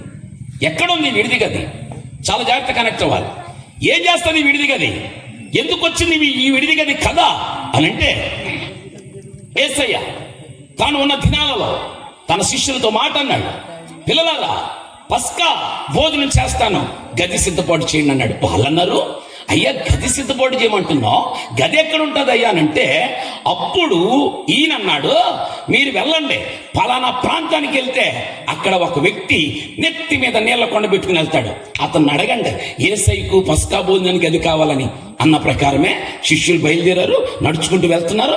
ఒక వ్యక్తి ఒక ప్రాంతానికి వెళ్ళేసరికి నెత్తి మీద నీళ్ల కొండ పెట్టుకుని వెళ్తున్నాడు. అతను పంచి కట్టుకుని వెళ్తున్నాడు. అడిగాడు అతన్ని, ఏమయ్యా యేసయ్య పస్కా భోజనం చేయడానికి నేను గది అడిగాడంటే వెంటనే ఆలోచించకుండా రండి నేను ఇస్తానని చెప్పి అతని సామాగ్రితో కలిసినటువంటి మేడగది అప్పగించాడు. ఆ మేడగది దగ్గర వింటున్నారా? ఆ మేడగది దగ్గర ఇప్పుడు అప్పగించిన వెంటనే వీళ్ళ మేడగదిని చూసి యేసయ్యని తీసుకుని వెళ్ళి పస్కా భోజనం అక్కడే భోజనం చేశారు. ఆ గదే మేడగదే విడిది గదే. ఈ మూడు పదాలు నాతో పలకాలి. ఆ గదే మేడగదే విడిది గదే. పిల్లలు చాలా శ్రద్ధగా వినండి. ఒక్క మాట మిస్ అవ్వకుండా చాలా ఇంపార్టెంట్ సబ్జెక్ట్ చెప్తున్నాను మీకు నేను. ఆ మేడగదే విడిది గదే, ఆ గదే మేడగదే విడిది గదే అయితే ఆ గది పర్మినెంట్ అయింది యేసయ్యకు. ఆ మేడగదిలోనే శిష్యుల సమావేశం. యేసయ్యను పట్టుకొని సిలువ వేసేటప్పుడు శిష్యులందరూ పారిపోయిన గది కూడా, దాక్కున్న గది కూడా ఆ గదే మేడగదే విడిది కదన్న లాస్ట్లో విడిది కదే. యేసయ్య చనిపోయి తిరిగి లేచిన తర్వాత తనను తాను అగుపరుచుకోవడానికి ఒక తోమ అనుమానాన్ని తీర్చడానికి మహిమ శరీరముతో వెళ్ళిన గది కూడా ఆ గదే, మేడగదే, విడిది గదే. యేసయ్య పునరుద్ధానుడై పరలోకమునకు ఆరోహణమైన తర్వాత 50 రోజులకి పెంతెకోస్తు పండుగ వచ్చింది. ఆ పెంతెకోస్తు పండుగలో 120 మంది కలిసి ప్రార్థన చేసిన గది కూడా ఆ గదే, మేడగదే, విడిది గదే. 120 మంది ప్రార్థన చేస్తుండగా పరిశుద్ధాత్మ దేవుడు అగ్ని జ్వాలల వంటి నాలుకలతో విభజించు మట్టుకు దూరి వచ్చిన గది కూడా, దిగి వచ్చిన గది కూడా ఆ గదే, మేడగదే, విడిది గదే. అదే గది. వినండి, ఆ పరిశుద్ధాత్మ దేవుడు వచ్చినప్పుడు, ఆ విడిది గదిలో దిగి వచ్చినప్పుడు పరిశుద్ధాత్మ శక్తితో ఎవడైతే హేళన చేస్తున్నాడో ఈ భాష ఆ భాష అలాంటి వాళ్ళు ఇటాలండి. పెంతెకోస్తు పండుగ కూర్చుని యూదులు హేళన చేస్తుంటే ఆ హేళన చేస్తున్న వారందరికీ ప్రసంగము ద్వారా సమాధానం చెప్పాడు పేతురు గారు ప్రసంగించిన గది కూడా ఆ గదే, మేడగదే, విడిది గదే. నా వైపు చూడాలి. పేతురు గారు ప్రసంగిస్తుంటే పొడవబడిన వారై కీర్తన గ్రంథము, యెషయా గ్రంథము, యోవేలు గ్రంథం ఎత్తిపెట్టి ప్రసంగిస్తుంటే ఆయన ప్రసంగానికి పొడవబడిన వారై పండగకొచ్చిన కొన్ని వేల మందిలో 3,000 మంది బాప్తీసాలు తీసుకుని సంఘములో చేర్చబడిన గది కూడా ఆ గదే, మేడగదే, విడిది గది. అయితే ఆ సంఘములో 120 + 3,000 3,120 మంది మొట్టమొదటి సంఘము ఆ గదే, మేడగదే, విడిది గదే. ఇప్పుడు కొట్టు గట్టిగా చెప్పండి. ఇప్పుడు మీరు చెప్పాలి నాకు, విడిది గదంటే సంఘం. అర్థమైందా? విడిది గదంటే సంఘం. ఇప్పుడు పెళ్లి కూతురు ఎక్కడి నుంచి వెళ్ళాలి? విడిది గదిలో నుంచే. పెళ్లి కుమారుడు అంతఃపురములో చూస్తుండగా పెళ్లి కూతురు ఎక్కడి నుంచి వెళ్ళాలి? గదిలోంచి వెళ్ళాలి. ఆ గదే విడిది గది, ఆ గడిదే సంఘం. ఈ రాత్రి ప్రియమైన సంఘమా, మనందరము సంఘములో నుంచే మేఘవాహనం ఎక్కబోతున్నాం. గట్టిగా చప్పట్లు కొట్టాలి. మేఘవాహనం సంఘములో చేర్చబడాలి. సంఘములోకి ఎక్కబడాలి. మేడగదంటది. ఆ సంఘములోనే అద్దం ఉంది. విడిది గదిలోనే అద్దం ఉన్నట్టుగా సంఘములో కూడా అద్దం ఉంది. ఏ అద్దం? వాక్యం అనే అర్థం. ఆమేన్. దానిలో నీ ప్రతిరూపాన్ని చూసుకోవాలి. నీకు బొట్లు ఉన్నాయో, సొట్లు ఉన్నాయో, ముట్లు ఉన్నాయో వాక్యంలో తేలాలి. సంఘములో అనగా విడిది గదిలోనే స్నానానికి సబ్బు ఉంది. నా యేసయ్య సాకలవాని సబ్బులంటాడు. ఇలాగన్నా నన్ను బకెట్ తెచ్చుకుని సబ్బు తెచ్చుకుని స్నానం చేశారు కనుక అది కదా దాని అర్థం. పునర్జన్మ సంబంధమైన స్నానము బాప్తిసం, అది కూడా సంఘంలోనే. అక్కడే తైలం ఉంది. సంఘంలోని విడిది గదిలో ఉన్నట్టుగా, డ్రెస్సింగ్ టేబుల్ దగ్గర ఉన్నట్టుగా. ఇప్పుడు తైలం అనగా నా దావీదు చెప్తున్నాడు అభిషేక తైలం, అది కూడా సంఘంలోనే. అక్కడే తెల్లని వస్త్రాలు ఉన్నాయి, పరిశుద్ధ నీతి క్రియలు, అవి కూడా ప్రకటన గ్రంథం ప్రకారం సంఘంలోని నీతి క్రియలు ఉన్నాయి. ఇప్పుడు సంఘములోనికే పాస్టర్ గారు వచ్చినట్లుగా మధ్యాకాశములో ఉన్నటువంటి పరిశుద్ధాత్మ దేవుడు మన దగ్గరకు వచ్చి తయారు చేయబడి వధువుగా సిద్ధపడిన మనల్ని వరుడైన ప్రభు అని యేసు దగ్గరకు తీసుకువెళ్ళడానికి వస్తున్నాడు కదా. ఇది నిజమైన భూమి మీద పెళ్ళి అయితే అది రాబోతున్న పెళ్లి కుమారుడి పెళ్లి. అక్కడకు మనం ఎక్కి వెళ్ళబోతున్నాం. వింటున్నారా? అక్కడ నీకు భర్త ఉన్నాడు. నిన్ను నిర్మించిన వాడు నీకు భర్త ఉన్నాడు. పెళ్లి వధువు పెళ్లి వరుడు దగ్గరికి వెళ్ళబోతున్న గడియే ఈ రాత్రి. అయితే ఈ రాత్రి మీ అందరినీ నేను అడుగుతున్నాను, సిద్ధపడ్డారా? ఇది ఏ సమయమో తెలుసా? సంఘము సిద్ధపడే సమయం. ఎందుకంటే రాకడ సూచనలు రెడీగా ఉన్నాయి. భూకంపాలు వస్తాయన్నాడు. మొన్నే భూకంపాలు కల్లార చూశాం. యుద్ధాలు జరుగుతాయి అన్నాడు. జరుగుతున్నాయి. ప్రస్తుత కాలంలో కూడా పాక్ భారత్ యుద్ధం. కరువులు వస్తాయి అన్నాడు. మొన్నే శ్రీలంకలో కరువు వచ్చాయి. బైబిల్ నెరవేర్పు ఉంది. వైరస్లు వస్తాయి అన్నాడు. కరోనా వచ్చి వెళ్ళిపోయింది. తెగుళ్ళు వస్తాయి అన్నాడు. ఇదిగో జ్ఞానవంతులు చనిపోతారన్నాడు, మొన్నే పగడాలు చంపేశారు. ఇదిగో రానున్న దినాల్లో సువార్త విస్తరిస్తుంది అన్నాడు. ఇదిగో నేను చెప్పనా, డబ్బున్నా లేకపోయినా అద్భుతమైన సువార్తలు పెట్టేస్తున్నారని సంతోషపడుతున్నారు. కానీ ఇది రాకడకు సూచన. ఎంత సువార్త అయితే వెళతాదో, గోడల మీద సినిమా పోస్టర్లు కనిపించట్లేదు, సువార్త పత్రికలే కనబడుతున్నాయి. ఇదంతా దేవుని రాకడ సూచన. ఇంకో సంగతి తెలుసా, ఈ రానున్న దినాల్లో ఈ సువార్త ఆగిపోబోతుంది, ఉండదు. సువార్త కాలం అయిపోయిన తర్వాత ఇదిగో యుగాంతం రాబోతుంది. ఆ కాలంలో ప్రభు మధ్య ఆకాశానికి వస్తాడేమో. ఇది సిద్ధపాటు కలిగే కాలం. మాలాంటి సేవకులు వచ్చి మీకు వాక్యం చెబుతుంటుంటే సంతోషించి వెళ్ళిపోవటం కాదు, సిద్ధపడాలే. నేను ఈ మాట చెప్పడానికి సంతోషిస్తాను. ఈ రాత్రి గనక నేను ప్రియులారా మీ ఇల్లు కట్టబడును గాక ఆమెనంటారు, పిల్లలు పుట్టును గాక ఆమెనంటారు. మీకు తెలుసా, నీ చదువులో ఫస్ట్ ర్యాంక్ వచ్చును గాక అంటే ఆమెనంటావు. నువ్వు ఆటో కొనుక్కుంటావు, కారు మీద తిరుగుతావంటే ఆమెనంటావు. ముయ్యబడిన ద్వారాలు తెరుగుతున్నాయంటే ఆమెనంటావు. ఇది స్వస్థతలు పొందే దినాలు కాదు, అయిపోయిన దినాల. నువ్వు ఇల్లులు కట్టుకుని పెళ్లి చేసుకునే దినాలు కాదు. ఇంకో మాట చెప్పనా, ఈ రకంగా అయితే సభలకు రాకండి. రాకడకు సిద్ధపడడానికి ప్రతి సేవకుడు నోట మాట్లాడాలి. ఆమేన్. రాకడకు సిద్ధపాటు దినమైతే ఈ స్వస్థతలు ఎక్కడికెళ్ళినా వస్తారా బాబు. నువ్వు కారు అప్పు చేసినా కొనుక్కోవచ్చు, నీ పిల్లలు ఇవాళ కాకపోతే రేపు పుడతారు, పుట్టబోన బారలేదు. కానీ భూమి అంతమయ్యేలోగా సంఘము సిద్ధపడిపోవును గాక. దగ్గరగా చప్పట్లు కూడా సంతోషించండి. మీ చప్పట్లు కొట్టండి, మీ చప్పట్లు లైన్గా వస్తున్నాను. ఇప్పుడు చెప్పాలి, ఆయన మేఘం మీద వెళ్ళాడు. ఏ మేఘం మీద వెళ్ళాడో ఆ మేఘం మీదనే వస్తాడు. ఆ మేఘం మీద ఎందుకు వస్తాడు? అదే మేఘం మీద నన్ను కూడా తీసుకువెళ్తాడు. ఎంతసేపు ఉంటుంది? ఒక్క నిమిషం ఉంటుంది. ఎంతసేపు లెక్కబోతున్నాం? కొండెప్ప పాటుకు ఎక్కబోతున్నాం. ఎక్కాలంటే ఏం చేయాలి? సిద్ధపడాలి. ఎక్కడ సిద్ధపడాలి? విడిది గది. ఎక్కడ సిద్ధపడాలి?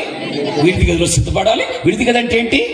సంఘం. ఎక్కడ దాకా అర్థమైందని వారి దగ్గరగా చెప్పలు కొట్టండి. వండర్ఫుల్ ఎపిసోడ్స్ ఇవి. ఇప్పుడు మీకు చాలా కీలకమైన పాయింట్ చెప్తాను మీకు. నేను సంఘములో నుంచే వెళ్ళాలన్నాం కదా. సంఘములో నుంచి మనం ఎత్తబడాలి. అన్నీ అక్కడే సిద్ధపాటు అవ్వాలి సంఘం. మరి ఇప్పుడు మీకు ఇంకో మాట చెప్తాను, చదవండి. అది కూడా తిమోతికి రాసిన మొదటి పత్రిక 3వ అధ్యాయము 15వ వచనం. అపోస్తులుడైన పౌలు తిమోతికి రాసిన మొదటి పత్రిక 3:15. అయినను నేను ఆలస్యము చేసిన ఎడల దేవుని మందిరములో అనగా జీవము గల దేవుని సంఘములో. చాలు సిస్టర్, 2 విషయాలు చెప్పాడు ఇక్కడ. మీరు చదివిన వాళ్ళు విన్నారా? దేవుని మందిరములో అనగా జీవము గల దేవుని. అందరూ చెప్పండి మాట. ఒకటేంటి? మందిరం. రెండవది సంఘం. సింపుల్ గా తీసుకోండి. 1 మందిరం, 2 సంఘం. ఇప్పుడు మీ అందరూ నా వైపు చూడాలి. మందిరం అన్నాడు, సంఘం అన్నాడు. రెండింటిని కలిపి సంఘం అని అనొచ్చు, లేకపోతే మందిరం అని అనొచ్చుగా. ఖచ్చితంగా అనాలి మాట. మందిరం అన్నాడు, సంఘం అన్నాడు. నేను రావటం ఆలస్యం అయితే అన్నాడు. ఇప్పుడు మేఘవాహనం ఇంకా రాలా, మేఘవాహనం ఆలస్యం అవుతుంది. ఇప్పుడు మనం 2 ప్రదేశాల్లో ఉన్నాం. మందిరమా సంఘమా? ఇలాగ అడుగుతాను. మీ అందరినీ నా వైపు చూసి చెప్పండి, చాలా జాగ్రత్తగా చెప్పాలి. మందిరం అన్నా సంఘం అన్నా ఒకటా కాదా? మాట్లాడరే, ఏదోటి ఓటేయండి, గమ్మున వదిలేస్తాను. మందిరం అన్నా సంఘం అన్నా ఒకటా కాదా? ఒకటి అన్న వాళ్ళు హల్లెలూయా అనండి, కాదన్న వాళ్ళు హల్లెలూయా అనండి. Wonderful brothers and sisters. మందిరం అన్నా సంఘం అన్నా మీరు అనుకున్నట్టుగా ఒకటి కాదు. అదేంటి పాస్టర్ గారు, మందిరం వేరే సంఘం వేరే అంటారా? 100% వేరు. ఎందుకంటే మందిరాన్ని మనుషులు కడతారు, సంఘాన్ని దేవుడు కట్టుకుంటాడు. ఆమె చెప్పండి. మందిరం మనుషులు కట్టేది, సంఘం దేవుడు కట్టేది. అందుకే చూడండి, ఈ ప్రసాద్ గారి సంఘం మందిరం, మూర్తి గారి మందిరం. హైదరాబాద్ వెళ్ళామనుకోండి, ఎవరో సతీష్ కుమార్ గారి మొన్న నెత్తావిడ వచ్చింది, నాకు తెలియదు ఆవిడకి నెత్తేని. ఆవిడ తెగ మాట్లాడేస్తుంది, అట్లా మాట్లాడేస్తుంది. అయ్యగారు 100 అమ్మ అన్నాను. మరి మీరు హైదరాబాద్ ఎప్పుడైనా వచ్చేదా? వచ్చానమ్మా అన్నాను. మరి మీరు ఎప్పుడైనా వచ్చినప్పుడు అక్కడికి వెళ్ళేదా అండి. ఎక్కడికి అన్నాను నేను. సతీష్ కుమార్ గారు కత్తికండి అండి. సతీష్ కుమార్ గారు ఊరు నీకు చుచ్చు తగలే అనుకోని చెల్లి ఓకే అన్నాను నేను. అప్పుడు ఆవిడ మాట్లాడుతుంటది, ఎంత జనమండి అంది. జనం కాదమ్మా జనం, అదే ఎంత జనం అండి అనుకున్నాను నేను.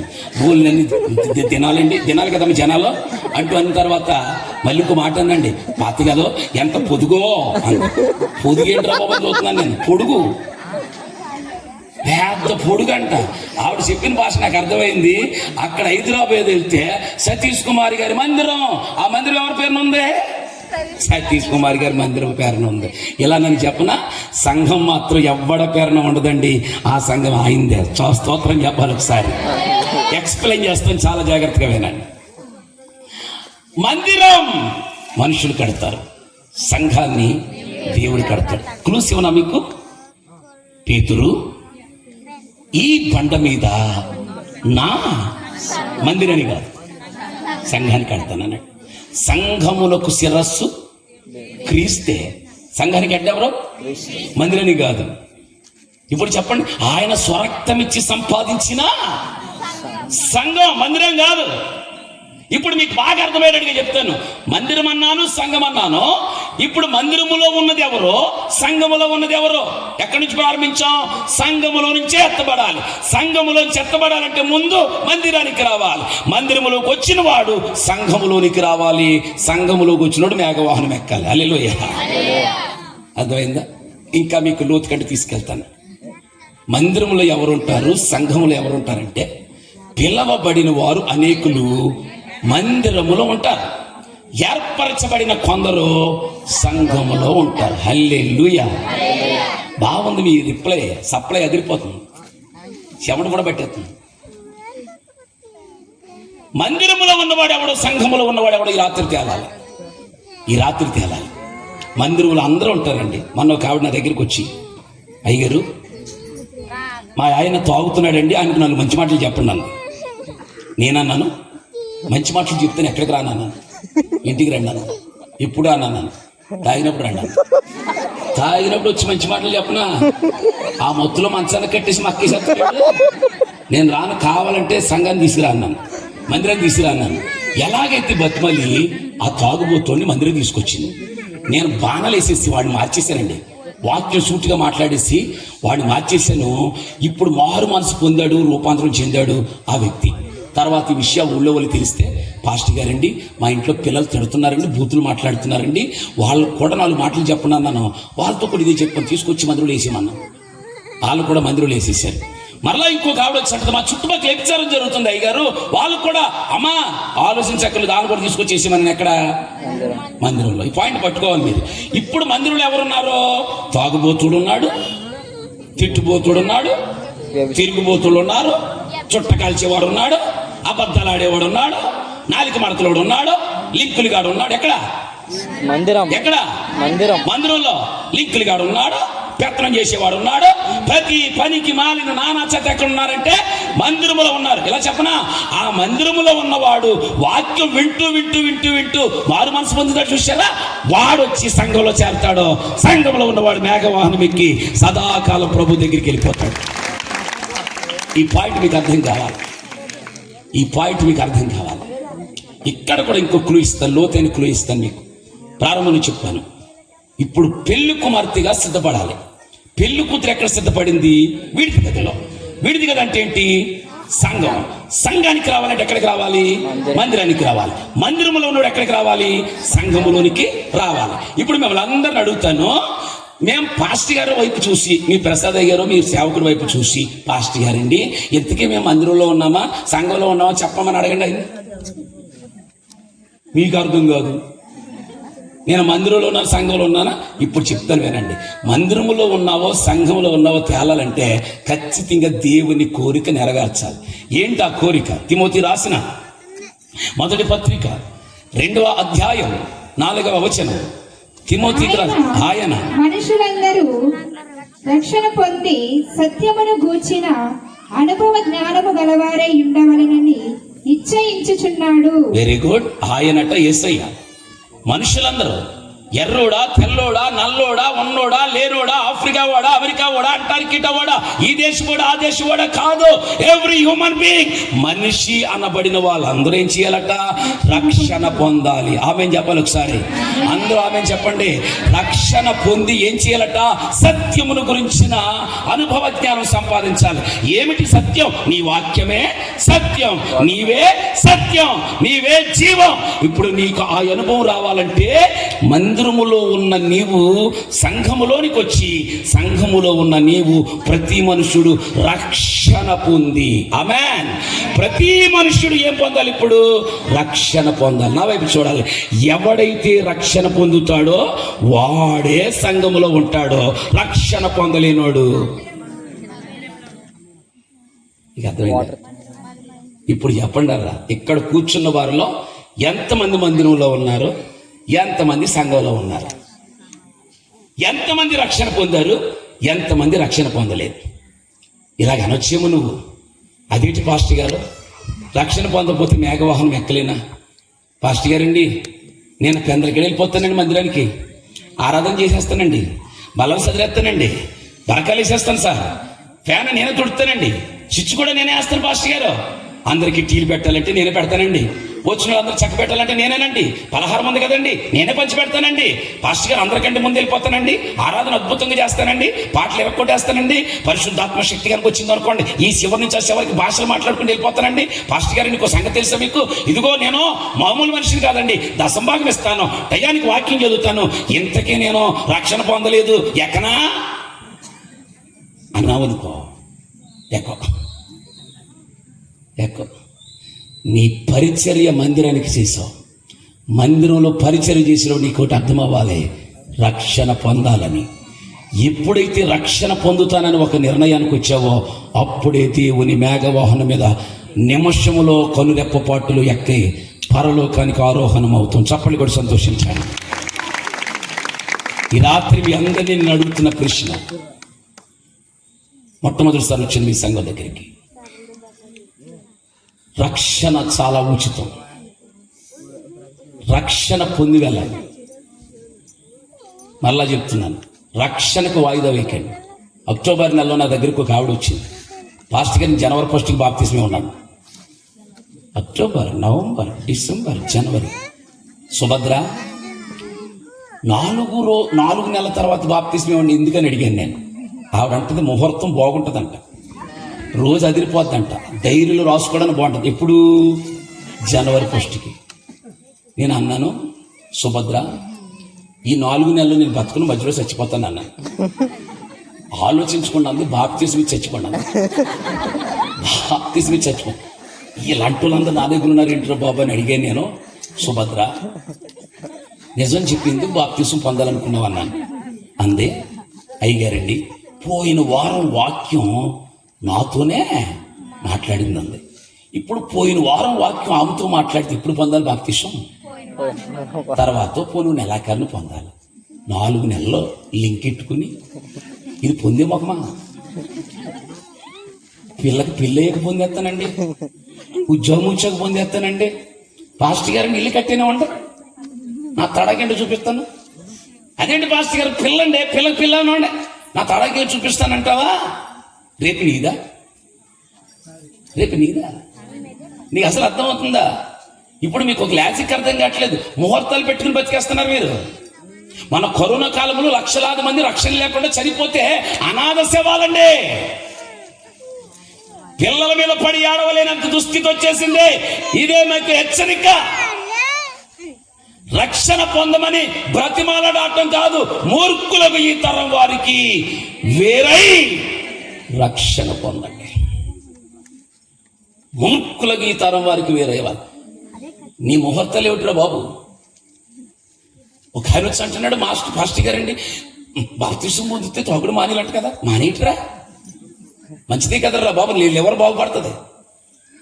పాస్టర్ గారు బూతులు తిట్టకూడదంట కదా, మానేయటం మంచిదే కదరా, బూతులు తిట్టుకుంటూ ఆరోగ్యం ఉంటావు, మనసంతకి నిద్ర పడుతుంది. నువ్వు ఒకరు తిట్టావనుకో ఆరు డబ్బాలు ఎగస్ట్ వేసేస్తాడు.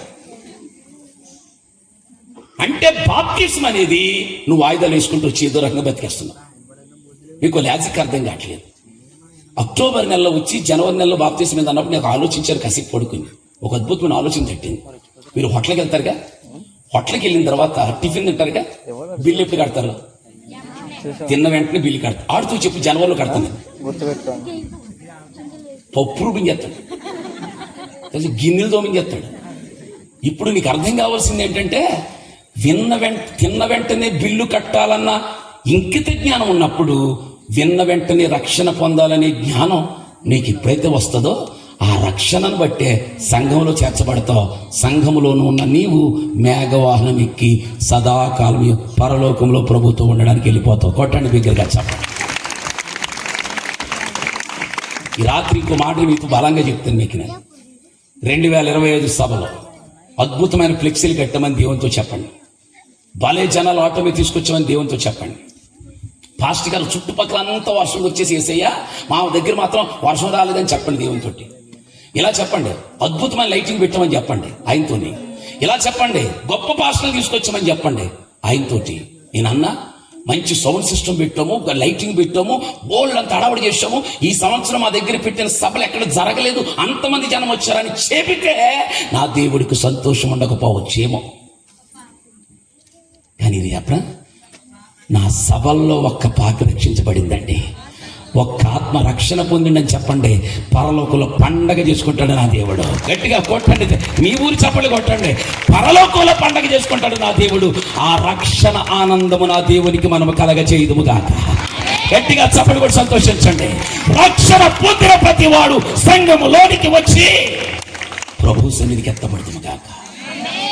ఇంకెంతకాలం అండి మందిరాల్లో ఉంటారు అన్న? మందిరాల్లోంచి వచ్చేసేయండి, సంఘంలోకి వచ్చేసేయండి. మందిరానికి వెళ్ళి ఎంత పని అన్నా చేయి, రక్షణ పొందకపోతే దేవుడు ఒప్పుకోడు. రేపు మీది కాదు. నాకు బాగా తెలిసినటువంటి ఒక సిస్టర్, నేను ఒక మీటింగ్కి వెళ్ళాను. ఆ మీటింగ్కి వెళ్తే ఆ మీటింగ్లో నేను ఆల్టర్ కాల్ ఇవ్వను సర్వసాధారణంగా. అక్కడ పాస్టర్ గారు అన్నారు, పాస్టర్ గారు ఎలాగా కొంచెం ఆల్టర్ కాల్ ఇవ్వండి సార్ అన్నాడు. అప్పుడు నేను ఆల్టర్ కాల్ ఇచ్చి, పిల్లలారా ఇప్పటిదాకా వాక్యం విన్నారు కదా, ఎవరైనా బాప్తిసం పొందుతారేమో లేచి నిలబడండి అని అడిగాను నేను. అప్పుడు ఇలాగే సన్నగా ఉంది సంఘం. ఈ పక్కన 4 ఆడపిల్లలు, ఆ పక్కన ఒక మగవాడు, 4 పిల్లలు లేచారు, ఒక 9 లేచారు. ఇక్కడ లేచిన అమ్మాయి నాకు ఇంకా ఐడెంటిఫై ఉంది. ఇది నా యూట్యూబ్లో కూడా చెప్తాను నేను. అక్కడ నిలబడిన అమ్మాయికి నేను బాగా ఐడెంటిఫై చేశాను. ఆ సిస్టర్ డిగ్రీ చదువుతుంది. ఆమెకు గాజు కళ్ళు, కర్లింగ్ హెయిర్, మామూలు రెడ్ కాదు, మంచి రెడ్ చాప అమ్మాయి. ఆ అమ్మాయి లేచింది, పాటలు పాడుతుంది, ఆరాధన చేస్తుంది. నేను చూస్తున్నాను, అక్కడికి లేచింది. ఈ లోపల ఆవిడ లేచిన తర్వాత ఇంకా ఎవరన్నారు అనేసరికి ఆ పక్క నుంచి ఒక ఆవిడ ఈ లేచినామని, కూర్చోమన్నాను అంటుంది. అని నేను అన్నాను, అదేంటమ్మా అమ్మాయి లేస్తే నువ్వు కూర్చోమని ఎవరమ్మంటే, మా అమ్మాయి అండి అంది ఆవిడ. మీ అమ్మాయి అయితే నువ్వు కూర్చోమంటున్నావు ఏంటంటే, పాస్టర్ గారు అప్పుడే తీసుకోద్దండి, ఎందుకంటే ఇంకొక 2-3 సంవత్సరాల్లో మా మేనల్లుడు అమెరికా నుంచి వచ్చేస్తాడు, ఆడి దేవుడు నమ్ముకోలేదు, ఆడికి పెళ్లి చేసేటప్పుడు తిరిగి బాప్తిసం అంది. అమ్మా మరి ఏంటంటే, అమ్మ లేదేమలేదు కూర్చో అంది. కూర్చున్న తర్వాత మీకు రోజులు బాప్తిసం సిద్ధపడి నేను వస్తాను. ఆ తర్వాత సరిగ్గా 6 నెలలకో 5 నెలలకో అదే పాస్టర్ గారు నాకు కాల్ చేసి, పాస్టర్ గారు వాక్యం చెప్పడానికి, పగలు వాక్యం చెప్పడానికి రండి అన్నాడు. నేను అనుకున్న బిజీ షెడ్యూల్లో కూటమి ఏంటని అడగలేదు. అప్పుడు నాకు పల్సర్ బండి ఉంది, ఇప్పుడు ఉంది. ఆ పల్సర్ బండి వేసుకుని వెళ్ళాను. అలా డౌన్లో దిగాను. అలా డౌన్లో దిగేటప్పుడు పెద్ద ఫ్లెక్సీ కట్టారు. అక్కడ ఆ పెద్ద ఫ్లెక్సీలో రోజ్ ఫ్లవర్స్ మధ్యలో ఒక ఫోటో పెట్టి, నీ అకాల మరణాన్ని చింతిస్తున్నామని పెట్టారు. నిజంగా ఆ అమ్మాయి, ఈ అమ్మాయి బాప్తిసం పొందడానికి లేచి గాజు కళ్ళు, కర్లింగ్ హెయిర్, రెడ్ చాపలో ఉన్న ఈ అమ్మాయే చచ్చిపోయింది. ఫ్లెక్సీ పెట్టారు. నాకు కాస్త గుండె బరువయ్యి తదేకంగా చూసి వెంటనే పాస్టర్ గారు ఫోన్ చేశారు, సార్ ఇక్కడ ఒక ఫ్లెక్సీ కట్టారు, అది మీ సంఘ బిడ్డ అనుకుంటున్నాను నేను అనేటప్పటికి పాస్టర్ గారు లేట్ అయిపోతుంది వచ్చేసాడు సార్ అన్నాడు. బండేసుకుని వెళ్ళాను. అక్కడ జనం టెంట్లు ఇవ్వబడి ఉన్నాయి, కూటం జరుగుతుంది. ఏదో దీనత్వం, అదే ఈ మరణం గురించిన పాటలు పాడుతున్నారు. గదిలోకి వెళ్ళాను. పాస్టర్ గారిని అక్కడ చూస్తున్న అమ్మాయి ఎవరని అంటే, పాస్టర్ గారు మీరు చూసింది కరెక్టే, ఆ అమ్మాయి చనిపోయిందండి. అప్పుడు నేను ఎలా చనిపోయిందని అడిగితే చెప్పాడు, మైగ్రేన్ వ్యాధి ఉందట అమ్మాయికి. ఒక టెన్షన్ ఫీల్ అయ్యి 2 నరాలు కట్ అయితే జిఎస్ఎల్ హాస్పిటల్ తీసుకెళ్లారట. జిఎస్ఎల్ హాస్పిటల్ నుంచి కాకినాడ తీసుకోమన్నారట. తీసుకెళ్తుండే మార్గ మధ్యలో పెద్దాపురం వంతెన మీద దగ్గరికి వెళ్ళి అంబులెన్స్లో చచ్చిపోయిందంట. ఇంటికి తీసుకొచ్చేసారు. ఇప్పుడు ఎంతో బరువెక్కిన మనసుతో పాస్టర్ గారు 4 మంచి మాటలు చెప్పండి, యవనస్తులు బాగుపడతారని చెప్పేసి అన్నాడు. ఏం చెప్పండి దేవుడా, కళ్ళెదురుగుండా బాప్తీసం కోసం నిలబడితే కాదుంది అమ్మాయి అని చెప్పి నేను చెబుదామనికి లేచి అలా వచ్చేసరికి గదిలోంచి కిల్లమంటూ పరిగెత్తుకొచ్చేసి నా కాళ్ళ మధ్యలో పడిపోయింది వాళ్ళ అమ్మ. ఏ తల్లి అయితే నా కూతురికి అమెరికా సంబంధం చేస్తానందో ఆవిడే నా కాళ్ళ మధ్యలో పడిపోయి ఇలా లాగేస్తుంటే నేను ఒక పక్కన స్తంభాన్ని పట్టుకున్నాను. నేను పడిపోతానేమని నేను ముట్టుకుని లేవడానికి పర్లేదమ్మా లేమని నీ లేవని పాస్టర్ గారు దుర్మార్గురాలండి, ఆ వేళ నా కూతురు బాప్తీసం పొందుతాదంటే అడ్డుకున్నటువంటి దుర్మరాజుల పాస్టర్ గారు, ఒకవేళ ఆ రోజు కనుక మీరు బాప్తీసం ఇచ్చుంటే కనుక ఖచ్చితంగా మరణం నుంచి తప్పించిపోనేమో అంటూ అంది. పాస్టర్ గారు మీకు దండం పెడతాను పాస్టర్ గారు, ప్రార్థన చేసి నా కూతురిని బ్రతికించండి అంటుంది. సాధ్యమా? చనిపోయిన కూతురు తీసుకురాగలమా? పిచ్చి తల్లి ప్రేమ అలాగుంటుందేమో. చివరికి ఏం చెప్పాలో అర్థం కాని పరిస్థితులు యవనస్తుల గురించి కొన్ని విషయాలు చెప్పొచ్చేసాను. ఇది వాస్తవమైన సంఘటన. నేను బలిపీఠం నుంచి ఎందుకు చెప్పాను మీకు తెలుసా? నువ్వు పెళ్ళిళ్ళకని, ఉద్యోగాలకని, లేకపోతే ఎప్పుడో బాప్తీసం పొందుతానని నువ్వు అనుకుంటున్నావు కదా, రేపు నీది కాదు. రేపు ఏం జరుగుతుందని రంగ వైభవంతో పెళ్లి చేద్దామని అనుకుంది తల్లి అమెరికా సంబంధాన్నే. పెళ్లి కూతురే లేదుగా అన్నగా ఒక చెయ్యెత్తి దండం పెట్టి చెప్తున్నాను మీకు, మీ దినాలు చెడ్డ దినాల్లో ఉన్నాం, చెడిపోయిన దినాల్లో ఉన్నాం. సాతానుడు వాయిదాలు వేసే దినంలో ఉంటే గనుక ఈ 2025 సభలలో నీ సేవకుడు ఆత్మల పంట కోయునుగాక. నేను బ్లెస్ చేస్తున్నాను. ఈ సంవత్సరం ఆత్మల పంటను అప్పగించబోతున్నాడు నా దేవుడు. దగ్గరగా చప్పలు కొట్టండి ఒకసారి. మంచి దుర్మార్గులు మారిపోతున్నారు ఈ సంవత్సరం. ఆమెను చెప్పండి ఒకసారి. అల్లరి చిల్లరగా ఉన్నవాళ్ళు మారిపోతున్నారు ఈ సంవత్సరం. ఆమెను చెప్పండి ఒకసారి. ఈ వాక్యం వాళ్ళతో మాట్లాడుతుంది. ఒక దినాన చరిత్రలో చెప్తున్నాను, 2025లోనే రక్షించబడ్డానని క్యాలెండర్లో రాయబోతున్నారు. ఆ టర్నింగ్ పాయింట్ ఈ సంవత్సరం దేవుడు మీకు ఇచ్చును గాక. కొట్ట బిగ్గరగా నా దేవునికి మహిమ వెళ్ళాలి. దేవునికి మహిమ వెళ్ళినట్లుగా నా గ్రామంలో ఉన్న యవనస్తులు రక్షించండి నాయన. బ్రద్దలైన బండల్లో నిలబడి ప్రార్థించేవాడు ఎవడైనా కనిపిస్తాడంటే ఒక్కడొక్కడు కనిపించలేదట ఆ ఇర్మియాకి. కానీ నేనంటాను, ఈ రోజు మొదలుచ్చుకుని మీ ఇంట్లో ఉన్న యవనస్తుల కోసం బ్రద్దలైన సందుల్లో మీరే ప్రార్థించి రక్షణలోనికి నడిపించుదురుగాక. గట్టిగా కొట్టండి. మీరు ఒక మాట ఆలోచించండి, రేపు మీది కాదు కదా. అలా ఎల్లుండి ఇలా రాలపోతున్నాడు. సడన్గా చచ్చిపోతే చెప్పండి, ఈ రాత్రి ఒక ప్రశ్న వేసుకుని వెళ్ళండి, ప్రభువా ఈ రాత్రి నేను చచ్చిపోతే మేఘవాహనం ఎక్కగలనా? నీ దగ్గర ఉండగలనా? ఒక క్వశ్చన్తో వెళ్ళాలి. అర్థమైందా? ఈ మాట చెప్పడానికి సంతోషిస్తాను. ఈ సభలలో రక్షణలు విస్తారముగా ప్రవహించును గాక. ఆమేన్ చెప్పండి అందరూ కూడా. దుర్మార్గుడు అయిన ఓ తమ్ముడు, అందరూ నేను ఇచ్చి అంటున్నారా, నువ్వే అందరికంటే ముందు దేవుని కోసం ఒక యోహాను వలె వాడబడబోతున్నావు. నేను చాలా దుర్మార్గుండండి. ఏదో ఇలా నిలబడి ఇప్పుడు ఎందుకు కౌలు చెప్తున్నాను. కానీ ఒకప్పుడు ఫ్రెండ్స్తో దెబ్బలాట్లకి వెళ్ళి, రిజర్వేషన్ గొడవలకి వెళ్ళి కాలు దువ్వేసేవాడిని కోడిపుంజులయ్యా. రాజకీయాల్లో ఉన్నతమైన స్థానానికి వెళ్ళిపోయాను. ఉన్నతమైన స్థానానికి వెళ్తే లాగేశాడు దేవుడు, లాగేశాడు. ఎక్కడ చూసినా నా ఫ్లెక్సీలు పెడుతుండేవారు. ₹1000 ఖర్చు పెట్టేవాడిని. మూర్తన్న అనబడి నా దగ్గరికి కార్యకర్తలు వస్తూ కూర్చుంటే వాళ్ళ కప్పు చేయడానికి ఏదో ఒకటి అమ్మి సాయంకాలమైన కూడా బిర్యానీ ప్యాకెట్, ఒక నిప్పు ప్యాకెట్, ఒక బాటిల్ ఇచ్చి వాళ్ళని నా వెనకాల తిప్పించుకుంటే మూర్తి యూత్ అని తిరిగేవారు. దాంట్లో ఆనందాన్ని వెతుక్కున్నాను. దేవుడు ఒక దినాన్ని గట్టి దెబ్బ కొట్టాడు. ఒరే, నీ నోరు పార్టీని పొగడడానికి కాదురా, నన్ను పొగడ్డానికి అన్నాడు. అక్కడ ఉన్న నన్ను అగ్నిలో నుంచి లాగినట్టుగా లాగాడు. బలమైన సాధనంగా వాడుకుంటున్నాడు. నేను ఒక యవ్వన ప్రాయంలో పట్టబడిన వ్యక్తినైతే ఈ రాత్రి నిన్ను కూడా అగ్నిలోంచి లాగితే మూర్తన్న కంటే బలమైన సాధనంగా నువ్వు వాడబడబోతున్నావు. బట్ బిగ్గరగా, మూర్తన్న కంటే బలమైన సాధనంగా వాడబడబోతున్నావు. ఎందుకంటే ఆయన వాడుకుంటే ఎవడైనా వాడుకోగలడు. కానీ క్లీన్ చేసుకోవాలి, మనం రక్షణకు సిద్ధపడాలి. ఇక్కడ దాకా చెప్పండి. మీరు మందిరంలో ఉన్నవాడు సంఘంలోకి రావాలి, సంఘంలో ఉన్నవాడు రక్షణలోనికి రావాలి.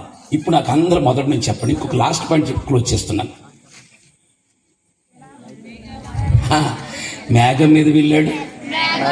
ఏ మేఘం మీద వెళ్ళాడో అదే మేఘం మీద వస్తున్నాడు. అదే మేఘం మీద నన్ను కూడా తీసుకువెళ్తాడు. ఎంతసేపు ఉంటుంది వాహనం? 1 నిమిషం. ఎంతసేపు లెక్కబోతున్నాం? కొన్ని రెప్పపాటు కాలం ఎక్కబోతున్నాం. ఎక్కాలంటే ఏం చేయాలి? సిద్ధపడాలి. ఎక్కడ సిద్ధపడాలి? విడిది గదిలో. విడిది గది అంటే ఏంటి? సంఘం. సంఘంలోకి రావాలంటే ముందు మందిరానికి రావాలి. మందిరంలో ఉన్నవాడు సంఘంలోకి రావాలి. సంఘములో ఉన్నవాడు రక్షణలోనికి రావాలి. క్లోజింగ్ పాయింట్ చెప్తాను మీకు వినండి. మీరు ప్రారంభంలో మీరు చదివారు. ఇప్పుడు మేము మనందరూ ప్రశ్న వేస్తాను. రక్షణ పొందిన ప్రతి ఒక్కడు పరలోకం వెళ్ళిపోతాడా? మరి వెళ్ళని మీరే బుర్ర రూపాయి అరగంట ఎందుకు చెప్పించుకున్నారు నా చేత? నేను చెప్పనా, ఇవాళ సగం దరిద్ర పనులను చేసేవాడు రక్షణ పొందినలే. రక్షణ పొందామన్న భయం లేదు. రక్షణ పొంది మందిరానికి క్రమంగా వెళ్ళాలని భయం లేదు. ఎవడైనా ఫంక్షన్ పెట్టాడంటే రక్షణ తొక్కేసి టెన్షన్కి వెళ్ళిపోతావు. రక్షణ పొందినోడే బూతులు మాట్లాడుతున్నాడు. రక్షణ పొందినోడే అన్నీ చూస్తున్నాడు. విన్నారా పిల్లలు? రే,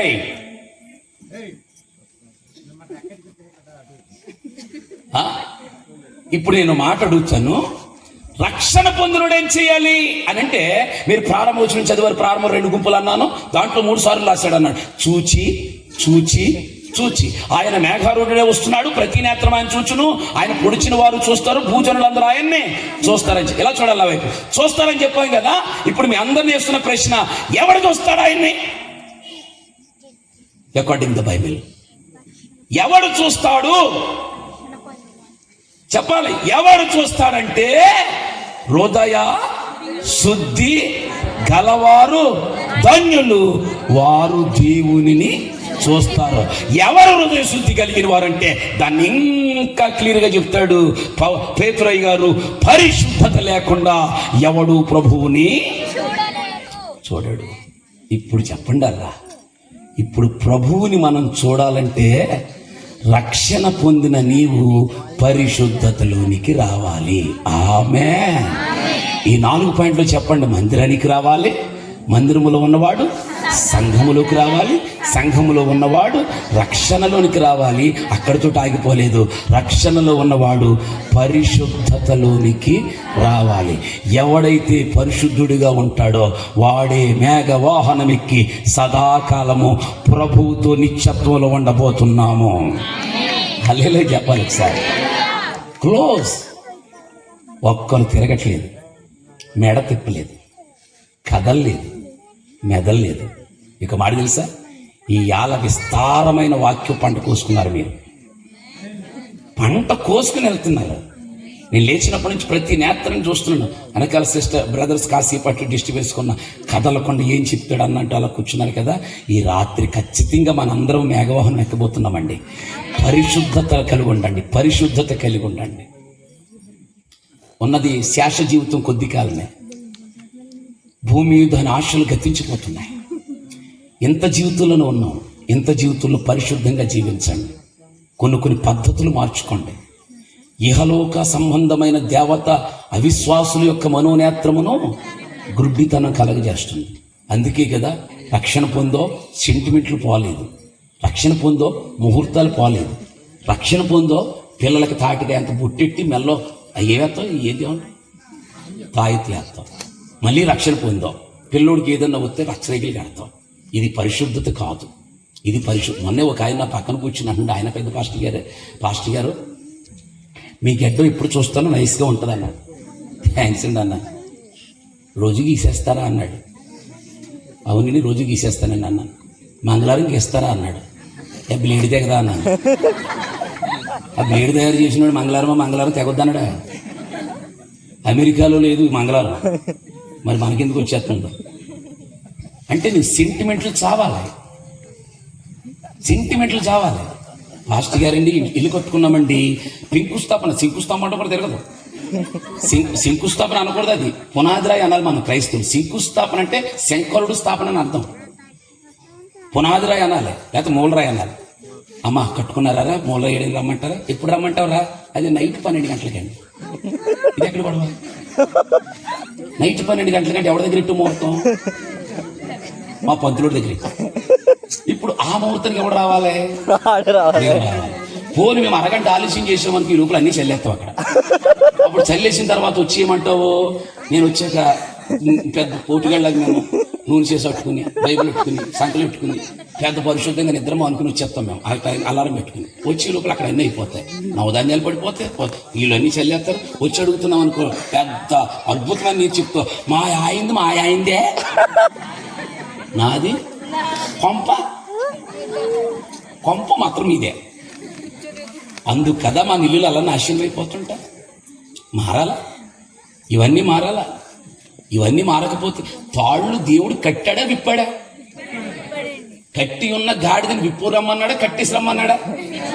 మరి నువ్వెందుకు కడతావు? అరికాళ్ళకి ఈ మధ్య ఏదో వచ్చిందరా అలా యాంకిల్ ఏదంటారు మా అమ్మాయి, అది వచ్చిన తర్వాత అందరు తాళ్ళు బయటపడిపోతున్నాయి. అందరూ నల్ల తాళ్ళు కట్టేస్తారు. ఇది పరిశుద్ధత కాదు. ఇక్కడ భాషలో మాట్లాడుతున్న నీవు, నీ నోరు పరిశుద్ధంగా ఉండాలి, నీ నడక పరిశుద్ధంగా ఉండాలి. ఇలా ముగిస్తూ మాట చెబుతున్నాను, నా దేవునికి పరిశుద్ధత అంటే చాలా ఇష్టం. ఎందుకంటే ఆయన ఎవరో పరిశుద్ధుడు. మనం ఎలా ఉండాలని కోరుకున్నాడు? పరిశుద్ధులుగానే ఉండాలని కోరుకున్నాడు. అలాంటి పరిశుద్ధతలో మనం ఉండగలిగితే మనకు మించినడు ఎవడో లేడు. మేఘవాహనం ఎక్కి సదాకాలం ఆయన దగ్గరికి వెళ్ళిపోదుము గాక. ఏ మేఘం మీద వెళ్ళాడు, ఏ మేఘం మీద వెళ్ళాడు, అదే మేఘం మీద వస్తున్నాడు, అదే మేఘం మీద నన్ను తీసుకెళ్తున్నాడు. ఎంతసేపు ఉంటుంది మేఘవాహనం? ఒక్క నిమిషం. ఎంతసేపు ఎక్కుతాము? కొన్ని రెప్పపాటుకాలం ఎక్కాలంటే ఏం చేయాలి? సిద్ధపడాలి. ఎక్కడ సిద్ధపడాలి? విడిదిగది అంటే ఏంటి? సంఘం. ఇప్పుడు రండి, సంఘానికి రావాలంటే ముందు ఎక్కడికి రావాలి? మందిరానికి రావాలి. మందిరానికి వచ్చిన తర్వాత ఎక్కడికి రావాలి? సంఘానికి రావాలి. సంఘంలో ఉన్నవాడు రక్షణలోనికి రావాలి. రక్షణ పొందినవాడు పరిశుద్ధతలోకి వచ్చి మేఘవాహనం ఎక్కుదముగాక, సదాకాలం ప్రభుత్వం ఉందుముగాక, నిత్యత్వములో దేవునితో ఆశీర్వాదకరంగా నిత్య రాజ్యములు ఉందుముగాక. ఇక్కడ ఉన్న దుఃఖాలు అక్కడ లేదు, ఇక్కడున్న ఆకలి అక్కడ లేదు, ఇక్కడున్న కక్షలు అక్కడ లేదు, భేదాలు విమతలు అక్కడ లేవు. అంతా పరిశుద్ధతే. ఇంకో మాట చెప్పి నేను ముగిస్తున్నాను. మనల్ని పరిశుద్ధుడిగా చేయాలి. ఎందుకంటే పాపి పరలోకానికి వెళ్ళలేడు. అవునా? పాపి పరలోకానికి వెళ్ళలేడు. ఎంత ప్రయత్నించినా లోకం పాపంతో నిండిపోయింది కాబట్టి పరలోకం వెళ్ళదనే. నా పరలోకంలో ఉన్న దేవుడే నీ కోసం పరిశుద్ధుడిగా దిగి వచ్చి తన రక్తాన్ని కాచి శిలువ యాగమయ్యి ఆ రక్తంతో శుద్ధి చేశాడు. చూశారా? ఆ పరిశుద్ధత మనం ఎప్పుడైతే సంపాదించుకుంటామో, ఆయన రక్తంలో కడగబడ్డామని నువ్వు ఎప్పుడు అనుకుంటావో, రక్షణ పొందుతానని నువ్వు ఎప్పుడు అనుకుంటావో, అప్పుడే మేఘవాహనం వచ్చి కొను రెప్పపాటు కాలం ఎత్తుకుని వెళ్ళిపోతాం. సిద్ధపడదామా? ఈ రెండవ రాత్రి దేవుడు తన అమూల్యమైన వర్తమానం ద్వారా